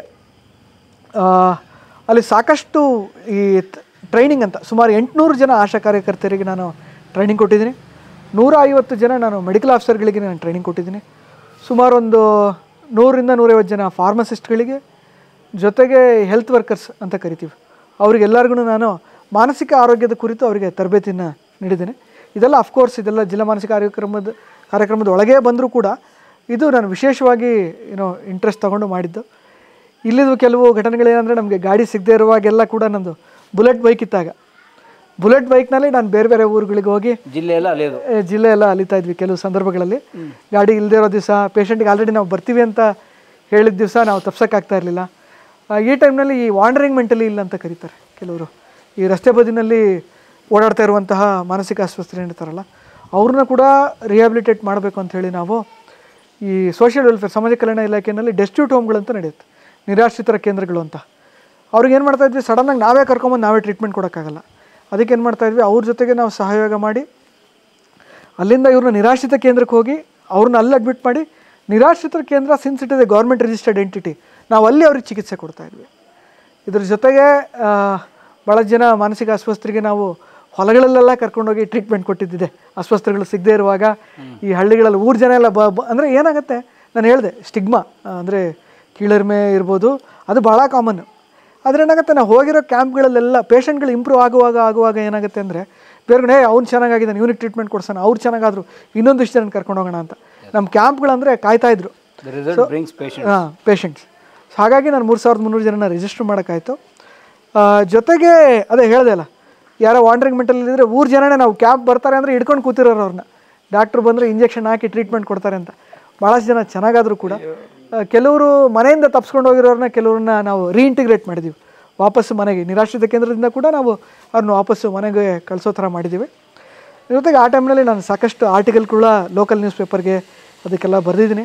ಇನ್ಫ್ಯಾಕ್ಟ್ ದಾವಣಗೆರೆಯಲ್ಲಿ ಇವತ್ತು ಕೂಡ ನನ್ನ ಹೆಸರಲ್ಲೇ ಒಂದು ದೊಡ್ಡ ಫೈಲ್ ಇದೆ ಅಂತ ಕಾಣುತ್ತೆ, ನಾನು ಆ ಟೈಮಲ್ಲಿ ಮಾಡಿರೋ ಕೆಲಸಗಳದ್ದು ಇದ್ರದ್ದು. ಒಂದು ಸಲ ನಮಗೆ ನಮ್ಮ ಅವತ್ತಿನ DHO ಜೊತೆಗೆ ಒಂದು ಸ್ವಲ್ಪ ಮುನಿಸಾದಾಗ ಕೂಡ, ಏನು ಕೆಲಸ ಮಾಡ್ತಾಯಿದ್ಯಾ ನೀನು, ಯಾರೋ ಏನೋ ಹೇಳಿದಾರೆ ಅವ್ರಿಗೆ ಅಂತ ನನಗೆ ಜೋರು ಮಾಡಿದಾಗ ಕೂಡ ನಾನು ಅವ್ರ ಟೇಬಲ್ ಮೇಲೆ ಫೈಲ್ ಇಟ್ಟಿದ್ದೀನಿ ನೋಡ್ಕೊಳ್ಳಿ ಅಂತ ಹೇಳಿ ಎದ್ದು ಬಂದಿದ್ದಂಥ ಒಂದು ಸಂದರ್ಭ ಕೂಡ ಆಯಿತು. ಸೊ ಇಲ್ಲಿ ನಾನು ಮಾಡ್ತಾ ಕೆಲಸ ಮಾಡ್ತಾ ಇರುವಾಗ ನನಗೆ ಒಂದು ಏನಂದರೆ, ಮನೆ ಶಿವಮೊಗ್ಗದಲ್ಲಿ ಇದ್ದಿದ್ದೊಂದು, ಎರಡನೇದು ನನ್ನ ವಿದ್ಯಾಭ್ಯಾಸ ಮುಗಿಲಿಲ್ಲ ಅನ್ನೋದೊಂದಿತ್ತು. ಬಿಕಾಸ್ ನಾನು MD ಒಂದು ಮಾಡಲಿಲ್ಲ, ಮನೆಯಲ್ಲೂ ಏನೋ ಒಂದು ಮಾತಿಗೆ MD ಮಾಡಿದ್ರೆ ಚೆನ್ನಾಗಿರುತ್ತೆ, ಅಂದರೆ ಕಂಪ್ಲೀಟ್ ಆಗಿಬಿಡಲಿ ಅಂತ. ಎಜುಕೇಷನ್ ಒಂದು ಲೈನಲ್ಲಿ ಹೋಗ್ತಾ ಇದೆಯಾ ನೀನು, ಮುಗಿಸ್ಬಿಟ್ಟು ಯಾಕೆ ಇನ್ಕಂಪ್ಲೀಟ್ ಅಂತ MD ಮಾಡಬೇಕು ಅಂತ ಹೇಳಿದ್ರು. ಅದು ಡಿಸೈಡ್ ಮಾಡಿ 10 ದಿನಕ್ಕೆ ನಾನು ಕೆಲಸ ರಿಸೈನ್ ಮಾಡಿದೆ ದಾವಣಗೆರೆಯಲ್ಲಿ. ಸೊ ಅಂದರೆ ಸರ್ಕಾರಿ ನೌಕರಿ ಅಂದರೆ ಅವಾಗ ಕಾಂಟ್ರಾಕ್ಟ್ ಜಾಬ್ ಇತ್ತು, ಬಟ್ ಅವಾಗ 1,10,000 ಸಂಬಳ ಬರ್ತಾಯಿತ್ತು ನನಗೆ. ಅವಾಗ ಕಂಟಿನ್ಯೂ ಮಾಡಿದ್ರೆ ಪರ್ಮನೆಂಟ್ ಆಗ್ತಾಯಿತ್ತು ಅನಿಸುತ್ತೆ. ಏನೋ ಮನೆಯಲ್ಲಿ ನಮ್ಮ ತಂದೆ ಜೊತೆ ಮಾತಾಡುವಾಗ ಏನೋ ಯಾವುದೋ ಒಂದು ವಿಷಯಕ್ಕೆ ಬರ್ದಾಗ ನೀನು ಓದ್ತಾ ಇರೋದು ನಾನು ನೋಡಿದ್ದೀನಿ ಅಂತ ಏನೋ ಹೇಳಿದ್ರು. ಅದು ನನಗೆ ಅನಿಸ್ಬಿಡ್ತು, ಏನಿದು ನನ್ನ ಲೈಫಲ್ಲಿ ನಾನು ಯಾವತ್ತೂ ರೋಲರ್ ಕೋಸ್ಟರ್, ಒಂದು ಈ ಫೇಸು ಎವ್ರಿ ಟೈಮ್ ನಾನು ತುಂಬ ಫ್ರೀ ಆದೆ ಅಂತ ನನಗೆ ಅನಿಸುವಾಗ ನನಗೆ ಬೆಲ್ ಹೊಡೆಯುತ್ತೆ, ಆವಾಗ ನಾನು ಸೀರಿಯಸ್ ಆಗ್ತೀನಿ. ಸೊ ನಾನು ಅಂದ್ಕೊಂಡಿದ್ದು 10 ದಿವಸಕ್ಕೆ ನಾನು ರೆಸಿಗ್ನೇಷನ್ ಕೊಟ್ಟು ಮತ್ತೆ ಆ್ಯಕ್ಚುಲಿ ನಾನು ಕಿಮ್ಸ್ ಹುಬ್ಳಿಯ ಲೈಬ್ರರಿನಲ್ಲಿ ಹೋಗಿ ಯಾರಿಗೂ ಹೇಳ್ದಲೆ ಮನೆಯಲ್ಲಿ ಇನ್ಫಾರ್ಮ್ ಮಾಡಿದ್ದೆ, ಬಟ್ ನನ್ನ ಫ್ರೆಂಡ್ಸು ಇವರು ಯಾರಿಗೂ ನಾನು ಹೇಳಲಿಲ್ಲ ಈ ಥರ ನಾನು ಕೆಲಸ ಬಿಟ್ಟಿದ್ದೀನಿ, ಈ ಥರ ನಾನು ಹುಬ್ಳಿನಲ್ಲಿ ಓದ್ತಾ ಇದ್ದೀನಿ. ಯಾರಿಗೂ ಒಂದು ಮಾತು ಹೇಳಿದ್ರೆ ಕೂತ್ಕೊಂಡು ಓದಿದೆ. ನಾನು ಓದಿದ್ದು 3 ತಿಂಗಳು ಅವಾಗ, ಎಲ್ಲ 2 ವರ್ಷ 3 ವರ್ಷ ಓದ್ತಾರೆ. ಆದರೆ ನನಗೆ ಏನು ಈ ಸೈಕ್ಯಾಟ್ರಿ MD ಏನು ಬೇಕಿತ್ತೋ ಅದು ನನಗೆ ಸಿಗೋಷ್ಟು ಒಳ್ಳೆ ರ್ಯಾಂಕ್ ನನಗೆ ಬಂತು. 15,000 ರ್ಯಾಂಕ್ ಬಂತು ನನಗೆ. ಸುಮಾರು 2.5 ಲಕ್ಷ ಜನ ಬರೀತಾರಂತ ಕಾಣುತ್ತೆ ಪರೀಕ್ಷೆನ. ಸೊ ಗುಡ್ ರ್ಯಾಂಕ್ ಬಂತು ನನಗೆ. ಅಲ್ಲಿ ಕೂಡ ಸೀರಿಯಸ್ ಆಗಿ ಓದ್ತಾಯಿದ್ದೆ. ಅದು ಬಂದಮೇಲೆ ನನ್ನ MD ಜರ್ನಿ ಶುರುವಾದದ್ದು. ನಾನು MD ನನಗೆ ಆವಾಗ ನಿಮಾನ್ಸಲ್ಲಿ ನನಗೆ MD ಸಿಗ್ತಾಯಿತ್ತು, ಅದೇ ಸಂಸ್ಥೆನಲ್ಲಿ ನನಗೆ MD ಸಿಗ್ತಾಯಿತ್ತು.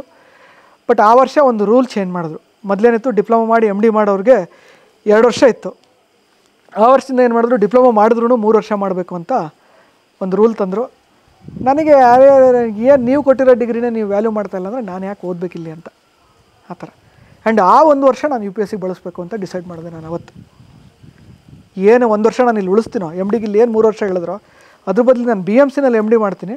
ಆ 1 ವರ್ಷ ನಾನು UPSCಗೆ ಉಳಿಸ್ತೀನಿ.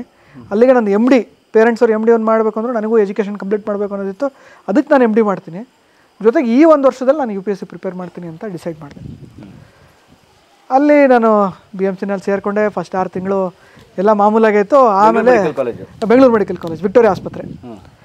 ಆಮೇಲೆ ಈ ಕೋವಿಡ್ ಬಂದುಬಿಡ್ತು. Covid 2020 Covid. ನಾನು ಕಾನ್ಫರೆನ್ಸ್ಗೆಲ್ಲ ಹೋಗಿ ಕೋಲ್ಕತ್ತಾ ಎಲ್ಲ ಹೋಗಿ ಬಂದಮೇಲೆ ಕೋವಿಡ್ ಬಂದುಬಿಡ್ತು. ವಿಕ್ಟೋರಿಯಾ ಹಾಸ್ಪಿಟಲನ್ನ ಪೂರ್ತಿ ಸಂಪೂರ್ಣವಾಗಿ ಕೋವಿಡ್ ಆಸ್ಪತ್ರೆ ಮಾಡಿಬಿಟ್ರು. ಕೋವಿಡ್ ಅಂದ್ರೇ ಯಾರಿಗೂ ಏನೂ ಗೊತ್ತಿಲ್ಲ. ಅದ್ರ ಮೇಲೆ ಇಡೀ ಇದು ನೋಡಲ್ ಸೆಂಟರ್ ಅಂತೇಳಿ ವಿಕ್ಟೋರಿಯಾ ಆಸ್ಪತ್ರೆ ಮಾಡಿಬಿಟ್ರು. ಆವಾಗ ಏನಂದರೆ ನನಗೆ ನಾನು ಎಲ್ಲೆಲ್ಲಿ ವರ್ಕ್ ಮಾಡಿದ್ದೀನಿ ಅಲ್ಲಿ ಅನ್ಯಾಯ ನನಗೆ ತಡ್ಕೊಳಕ್ಕಾಗಲ್ಲ. ಅಂದರೆ ನಾನು ಹೋರಾಡಬೇಕು ಅನ್ನೋಂಥದ್ದು. ಆ ಟೈಮ್ನಲ್ಲಿ ನಮಗೊಂದು ಸ್ಟೈಪಂಡು ಕರೆಕ್ಟಾಗಿ ಬರ್ತಾ ಇರಲಿಲ್ಲ. ಅಂದರೆ ಆಲ್ ಇಂಡಿಯಾ ಲೆವೆಲಲ್ಲಿ ಏನು ಸ್ಟೈಪಂಡ್ ಇದೆಯೋ ಅದು ಬರ್ತಾ ಇರಲಿಲ್ಲ ನಮಗೆ. ಫೀಸು ಜಾಸ್ತಿ, ಕರ್ನಾಟಕದಲ್ಲಿ ಸ್ಟೈಪಂಡ್ ಕೂಡ ಕಡಿಮೆ ಇರ್ತಾಯಿತ್ತು. ಜೊತೆಗೆ ಈ ಕೋವಿಡ್ ಉಪಕರಣಗಳು ಅಥವಾ PPE ಕಿಟ್ಗಳು ಇದರಲ್ಲಿ ಯೂನಿಫಾರ್ಮ್ ಗೈಡ್ಲೈನ್ಸ್ ಇರ್ತಾ ಇರಲಿಲ್ಲ. ಇದು 2ನೇದು. 3ನೇದು, ಈ ಕೋವಿಡ್ಗೆ ಡಾಕ್ಟ್ರುಗಳಿಗೆ ಕ್ವಾರಂಟೈನ್ ಅದು ಕೊಡ್ತಾಯಿದ್ರು. ಓಕೆನಾ, ಅದ್ರ ಬಗ್ಗೆನೂ ಕ್ಲಿಯರ್ ಕಟ್ ಗೈಡ್ಲೈನ್ಸ್ ಎಲ್ಲೂ ಇರಲಿಲ್ಲ ಸ್ಟೇಟಲ್ಲಿ. ಅಂದರೆ ನಮ್ಮ ಪ್ರಾಣನೇ ನಾವು ಒತ್ತೆ ಇಡ್ತಾ ಇದ್ದೀವಿ, ಬೇಸಿಕ್ ಫೆಸಿಲಿಟಿನ ಸರ್ಕಾರಗಳು ಮಾಡಲಿಲ್ಲ ಅಂದರೆ ಹೇಗೆ ಅಂತ ಪ್ರಶ್ನೆ ನನ್ನಲ್ಲಿ. ಆವಾಗ ಏನು ಮಾಡಿದ್ವಿ ನಾವು, ಬೆಂಗಳೂರು ಮೆಡಿಕಲ್ ಕಾಲೇಜ್ನಲ್ಲಿ RDA ಅಂತ ಮಾಡಿದ್ವಿ, ರೆಸಿಡೆಂಟ್ ಡಾಕ್ಟರ್ಸ್ ಅಸೋಸಿಯೇಷನ್ ಅಂತ. ಅದಕ್ಕೆ ನಾನು ಅಧ್ಯಕ್ಷ ಇದ್ದೆ BMCನಲ್ಲಿ. ಅದಾದಮೇಲೆ ನಾನು ಅದನ್ನು ರಿಸೈನ್ ಮಾಡಿ ರಾಜ್ಯದಲ್ಲೇ ಒಂದು ನಾವು ಸಂಸ್ಥೆ ಮಾಡಿದ್ವಿ, Karnataka association of resident doctors ಅಂತ. ಎಲ್ಲ ಗೌರ್ಮೆಂಟ್ ಮೆಡಿಕಲ್ ಕಾಲೇಜ್ಗಳಲ್ಲೂ ಕೂಡ RDAಗಳನ್ನು ಮಾಡಿ ನಾವು ಆವಾಗ ಈ ಸುಧಾಕರ್ ಮೆಡಿಕಲ್ ಎಜುಕೇಷನ್ ಮಿನಿಸ್ಟರ್ ಇದ್ದರು. ಓಕೆನಾ, ಆ ಟೈಮ್ನಲ್ಲಿ BS ಯಡಿಯೂರಪ್ಪನವರು ಮುಖ್ಯಮಂತ್ರಿ ಇದ್ದರು. ಇವರಿಗೆ ನಾವು ಪದೇ ಹೋಗಿ ಮೀಟ್ ಮಾಡುವಂಥದ್ದು, ಈ ಅವ್ರನ್ನ ನಾವು ಏನು ಅಹವಾಲುಗಳನ್ನು ಕೊಡುವಂಥದ್ದು ಇದೆಲ್ಲ ಮಾಡಿದ್ವಿ. ಇದು ಯಾವುದೂ ಬಗ್ದೇ ಇರುವಾಗ ಎಸ್ಕಲೇಟ್ ಮಾಡಿ ಕ್ಯಾಂಡಲ್ ಲೈಟ್ ಹೋರಾಟಗಳನ್ನು ಮಾಡುವಂಥದ್ದು, ಜೊತೆಗೆ ಕಪ್ಪು ಪಟ್ಟಿನ ಧರಿಸಿ ಹೋರಾಟ ಮಾಡುವಂಥದ್ದು, ಜೊತೆಗೆ ಯಾವುದೇ ಡ್ಯೂಟಿಗೆ ತೊಂದರೆ ಬರದೇ ಇರೋ ಥರ ಹೋರಾಟಗಳನ್ನು ಮಾಡೋದು, ಟ್ವಿಟ್ಟರಲ್ಲಿ ಟ್ರೆಂಡಿಂಗ್ ಮಾಡುವಂಥದ್ದು ಇದೆಲ್ಲ ಮಾಡಿದ್ವಿ. ನಾನು ಆಲ್ರೆಡಿ ಹೇಳಿದಾಗೆ ನೀವು ದಯಾನಂದ ಸಾಗರ್ ಎಲ್ ಅಂತ ಹೊಡೆದ್ರೆ ನಾನು ಸುಮಾರು NDTV ನಾನು ಸುಮಾರು ಒಂದು 15 ಚಾನಲ್ಗೆ ನಾನು ಇಂಟರ್ವ್ಯೂ ಕೊಟ್ಟಿರ್ಬೇಕು ಆ ಟೈಮ್ನಲ್ಲಿ, ಹೋರಾಟದ ಟೈಮ್ನಲ್ಲಿ. ಜೊತೆಗೆ ಫೋರ್ಡಾ ಮತ್ತು ಫೈಮಾ ಅಂತ 2 ನ್ಯಾಷನಲ್ ಆರ್ಗನೈಸೇಷನ್ ಇದೆ ರೆಸಿಡೆಂಟ್ ಡಾಕ್ಟರ್ಸ್, ಅದೆರಡರಲ್ಲೂ ನಾನು ಆರ್ಗನೈಸಿಂಗ್ ಸೆಕ್ರೆಟರಿ ಆಗಿ ಅಥವಾ ಸೆಕ್ರೆಟರಿ ಆಗಿ ವರ್ಕ್ ಮಾಡಿದ್ದೀನಿ.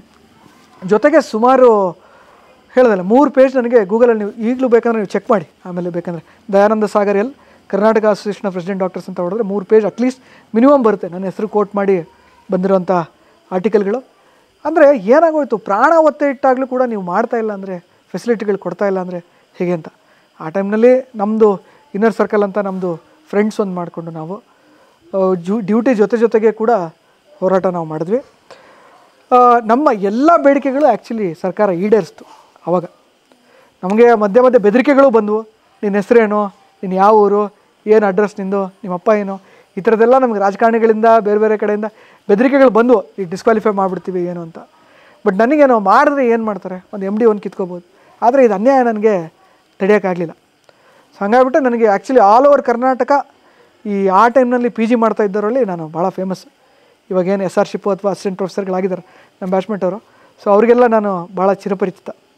ಇನ್ನೊಂದು ಹೋರಾಟ ನಾವು ಮಾಡಿದ್ದು ಏನು ಅಂದರೆ, ಒಂದು ಈ ಕರವೇ ಸಂಘಟನೆ ವಿರುದ್ಧ ನಾವು ಒಂದು ಹೋರಾಟ ಮಾಡಬೇಕಾಯಿತು, ಅನಿವಾರ್ಯ. ನಾನೊಬ್ಬ ಕನ್ನಡ ಪ್ರೇಮಿಯಾಗಿ ಅವ್ರ ಸಂಘಟನೆ ವಿರುದ್ಧ ಹೋರಾಟ ಮಾಡಿದ್ದು ಅನಿವಾರ್ಯ. ರಕ್ಷಣಾ ವೇದಿಕೆ ಅಂದರೆ ರಕ್ಷಣಾ ವೇದಿಕೆ ವಿರುದ್ಧ ಅಲ್ಲ, ಅವರಲ್ಲಿ ಕೆಲವರು ಸಂಘಟನೆಯ ಕೆಲವು ಸದಸ್ಯರುಗಳು ಬಂದು ಮಿಂಟೋ ಆಸ್ಪತ್ರೆಯಲ್ಲಿ ಸ್ವಲ್ಪ ಏನೋ ಗಲಾಟೆ ಮಾಡಿ ನಮ್ಮ ನಿವಾಸಿ ವೈದ್ಯರಿಗೆ ಸ್ವಲ್ಪ ನೂಕಾಟ ಮಾಡಿದರು. ಆ ಟೈಮ್ನಲ್ಲಿ ಇದೆಲ್ಲ ನೋಡ್ತಾ ಇದ್ದೀರಿ ನೀವು, ಏನೋ ಕಳಪೆ ಸಿರಪ್ಪು, ಅಥವಾ ಇದೆಲ್ಲ ನೋಡ್ತಾ ಇದ್ರಿ ಕಳಪೆ. ಆ ಟೈಮ್ನಲ್ಲಿ ಏನೋ ಒಂದು ಕಳಪೆ ಐ ಡ್ರಾಪ್ಸಿಂದನೋ ಏನೋ ಕೆಲವ್ರದ್ದು ದೃಷ್ಟಿ ದೋಷ ಕೇಸ್ ಆಗಿತ್ತು ಆ ಟೈಮ್ನಲ್ಲಿ. ಅದು ಏನೋ ಸಪ್ಲೈಯರ್ ಪ್ರಾಬ್ಲಮು ಏನೋ ಇತ್ತು. ಇವರು ಹೋರಾಟ ಮಾಡೋರು ವರ್ಕಿಂಗ್ ಡೇ ದಿನ ಬಂದು ಅಧಿಕಾರಿಗಳನ್ನು ಕೇಳ್ದಲೆ ಯಾವುದೋ ಗೌರ್ಮೆಂಟ್ ಹಾಲಿಡೇ ದಿನ ಬಂದುಬಿಟ್ಟು ಇಲ್ಲಿ ಎಮರ್ಜೆನ್ಸಿ ಡ್ಯೂಟಿನಲ್ಲಿ ಮಾಡ್ತಾ ಇದ್ದವ್ರಿಗೆ ಡ್ಯೂಟಿಗೆ ತೊಂದರೆ ಮಾಡಿ ಅವರಿಗೆ ನೂಕುನುಗ್ಲು ಮಾಡಿ ಏನೋ ಕೆಲವು ಎಲಿಮೆಂಟ್ಗಳು. ಅಫ್ಕೋರ್ಸ್ ನಾನೊಬ್ಬ ಕನ್ನಡ ಪ್ರೇಮಿಯಾಗಿ ನನಗೆ ಆಲ್ರೆಡಿ ನಮ್ಮ ಕನ್ನಡ ಸಾಹಿತ್ಯ ಅದೆಲ್ಲ ಗೊತ್ತು. ಕರ್ವೆ ಅವರು ಎಷ್ಟೊಂದು ಹೋರಾಟಗಳಿಗೆ ನಮ್ಮದು ಯಾವಾಗಲೂ ಬೆಂಬಲ ಇರುತ್ತೆ. ಏನೋ ಅವರಲ್ಲಿ ಕೆಲವೇ ಎಲಿಮೆಂಟ್ಗಳು ಮೋಸ್ಟ್ಲಿ ಮಾಡಿದ್ರಿಂದಾಗಿ ಅವ್ರ ವಿರುದ್ಧ ಹೋರಾಟ ಮಾಡಿದ್ದು ಭಾರಿ ವಿಪರ್ಯಾಸ ಅಂತ ಅನಿಸುತ್ತೆ. ಆ ಟೈಮ್ನಲ್ಲಿ ಭಾಳ ಉಗ್ರ ರೂಪದಲ್ಲಿ ಹೋರಾಟ ಮಾಡಿದ್ವಿ. ಇನ್ಫ್ಯಾಕ್ಟ್ ಅವ್ರ ಕಲ್ಪಿಟ್ ಕೂಡ ಅರೆಸ್ಟ್ ಆದರು, ನಂತರದಲ್ಲಿ ಬೇಲ್ ತೊಗೊಂಡು ಬಿಡುಗಡೆ ಆದರು, ಅದು ಬೇರೆ. ಅಲ್ಲಿಂದ ಹೋರಾಟದ ಕಿಚ್ಚು ಆರಂಭ ಆಗಿದ್ದು ನಾವು ನಾವೊಂದು ನಿವಾಸಿ ವೈದ್ಯರ ಸಂಘ ಕಟ್ಟಿದ್ವಿ. ಅದಾದಮೇಲೆ MDನಲ್ಲಿ ನಾನು ಡಿಪಾರ್ಟ್ಮೆಂಟಲ್ಲಿ ಭಾಳ ಪ್ರಾಂಪ್ಟು, ಭಾಳ ಹಾರ್ಡ್ ವರ್ಕಿಂಗು. ಹೊರಗಡೆ ನಾನು ಏನೇ ಕಿತಾಪತಿ ಮಾಡ್ತಾಯಿದ್ರು, ಕಾಲೇಜಲ್ಲಿ ಏನೇ ಕಿತಾಪತಿ ಮಾಡ್ತಾಯಿದ್ರು, ಆ ಟೈಮಲ್ಲಿ ನಮ್ಮ ಡೀನ್ ಅವ್ರನ್ನೆಲ್ಲ ನಾನು ನೆನೆಸ್ಕೊಳ್ಬೇಕು. ಡಾಕ್ಟರ್ ಜಯಂತಿ ಅಂಥೇಳಿ ನಮ್ಮ ಡೀನು. ಅವರು ಪಾಪ ನನಗೊಂದು ಸಲ ನಾನು ಮಾಡೋದು ನೋಡಿ ಕರೆದು ಮಗನ ಥರ, ಅಲ್ಲ ಕಣಯ್ಯ ನೀನು ಹೇಳೋದೆಲ್ಲ ಕರೆಕ್ಟೇ, ನೀನು ಮಾಡೋದೆಲ್ಲ ಕರೆಕ್ಟೇ, ಆದರೆ ನಮ್ಮ ಕೈಲಿ ಏನೂ ಇರಲ್ವಲ್ಲ ಅಂತ ಒಂದು ಸಲ ಕರೆದು ನನಗೆ ಅವ್ರ ಚೇರಿಂದ ಎದ್ದು ಮುಂದೊಂದು ದಿವಸ ನೋಡಪ್ಪ ನೀನು ಈ ಚೇರಲ್ಲಿ ಕೂರೋನು, ಅವ್ರು ಡೀನ್ ಚೇರಲ್ಲಿ ಎದ್ದು ನಿಂತ್ಕೊಂಡು ಈ ಚೇರಲ್ಲಿ ಕೂರೋನು, ನೀನಾದರೂ ನನ್ನ ಮಾತೊಂದು ಸ್ವಲ್ಪ ಕೇಳಪ್ಪ ಅಂತ ಪಾಪ ಭಾಳ ಪ್ರೀತಿಯಿಂದ ನನಗೆ ಹೇಳಿದ್ರು. ಏನೋ ಅವ್ರದ್ದು ಒಂದು ಆಶಯ, ಇವತ್ತು ನಾನೊಂದು ಅಧಿಕಾರಿಯಾಗಿ ಯಾವುದೋ ದೊಡ್ಡ ಚೇರಲ್ಲಿ ಕೂರ್ತೀನಿ ಅಂತ ಅನ್ಸುತ್ತೆ.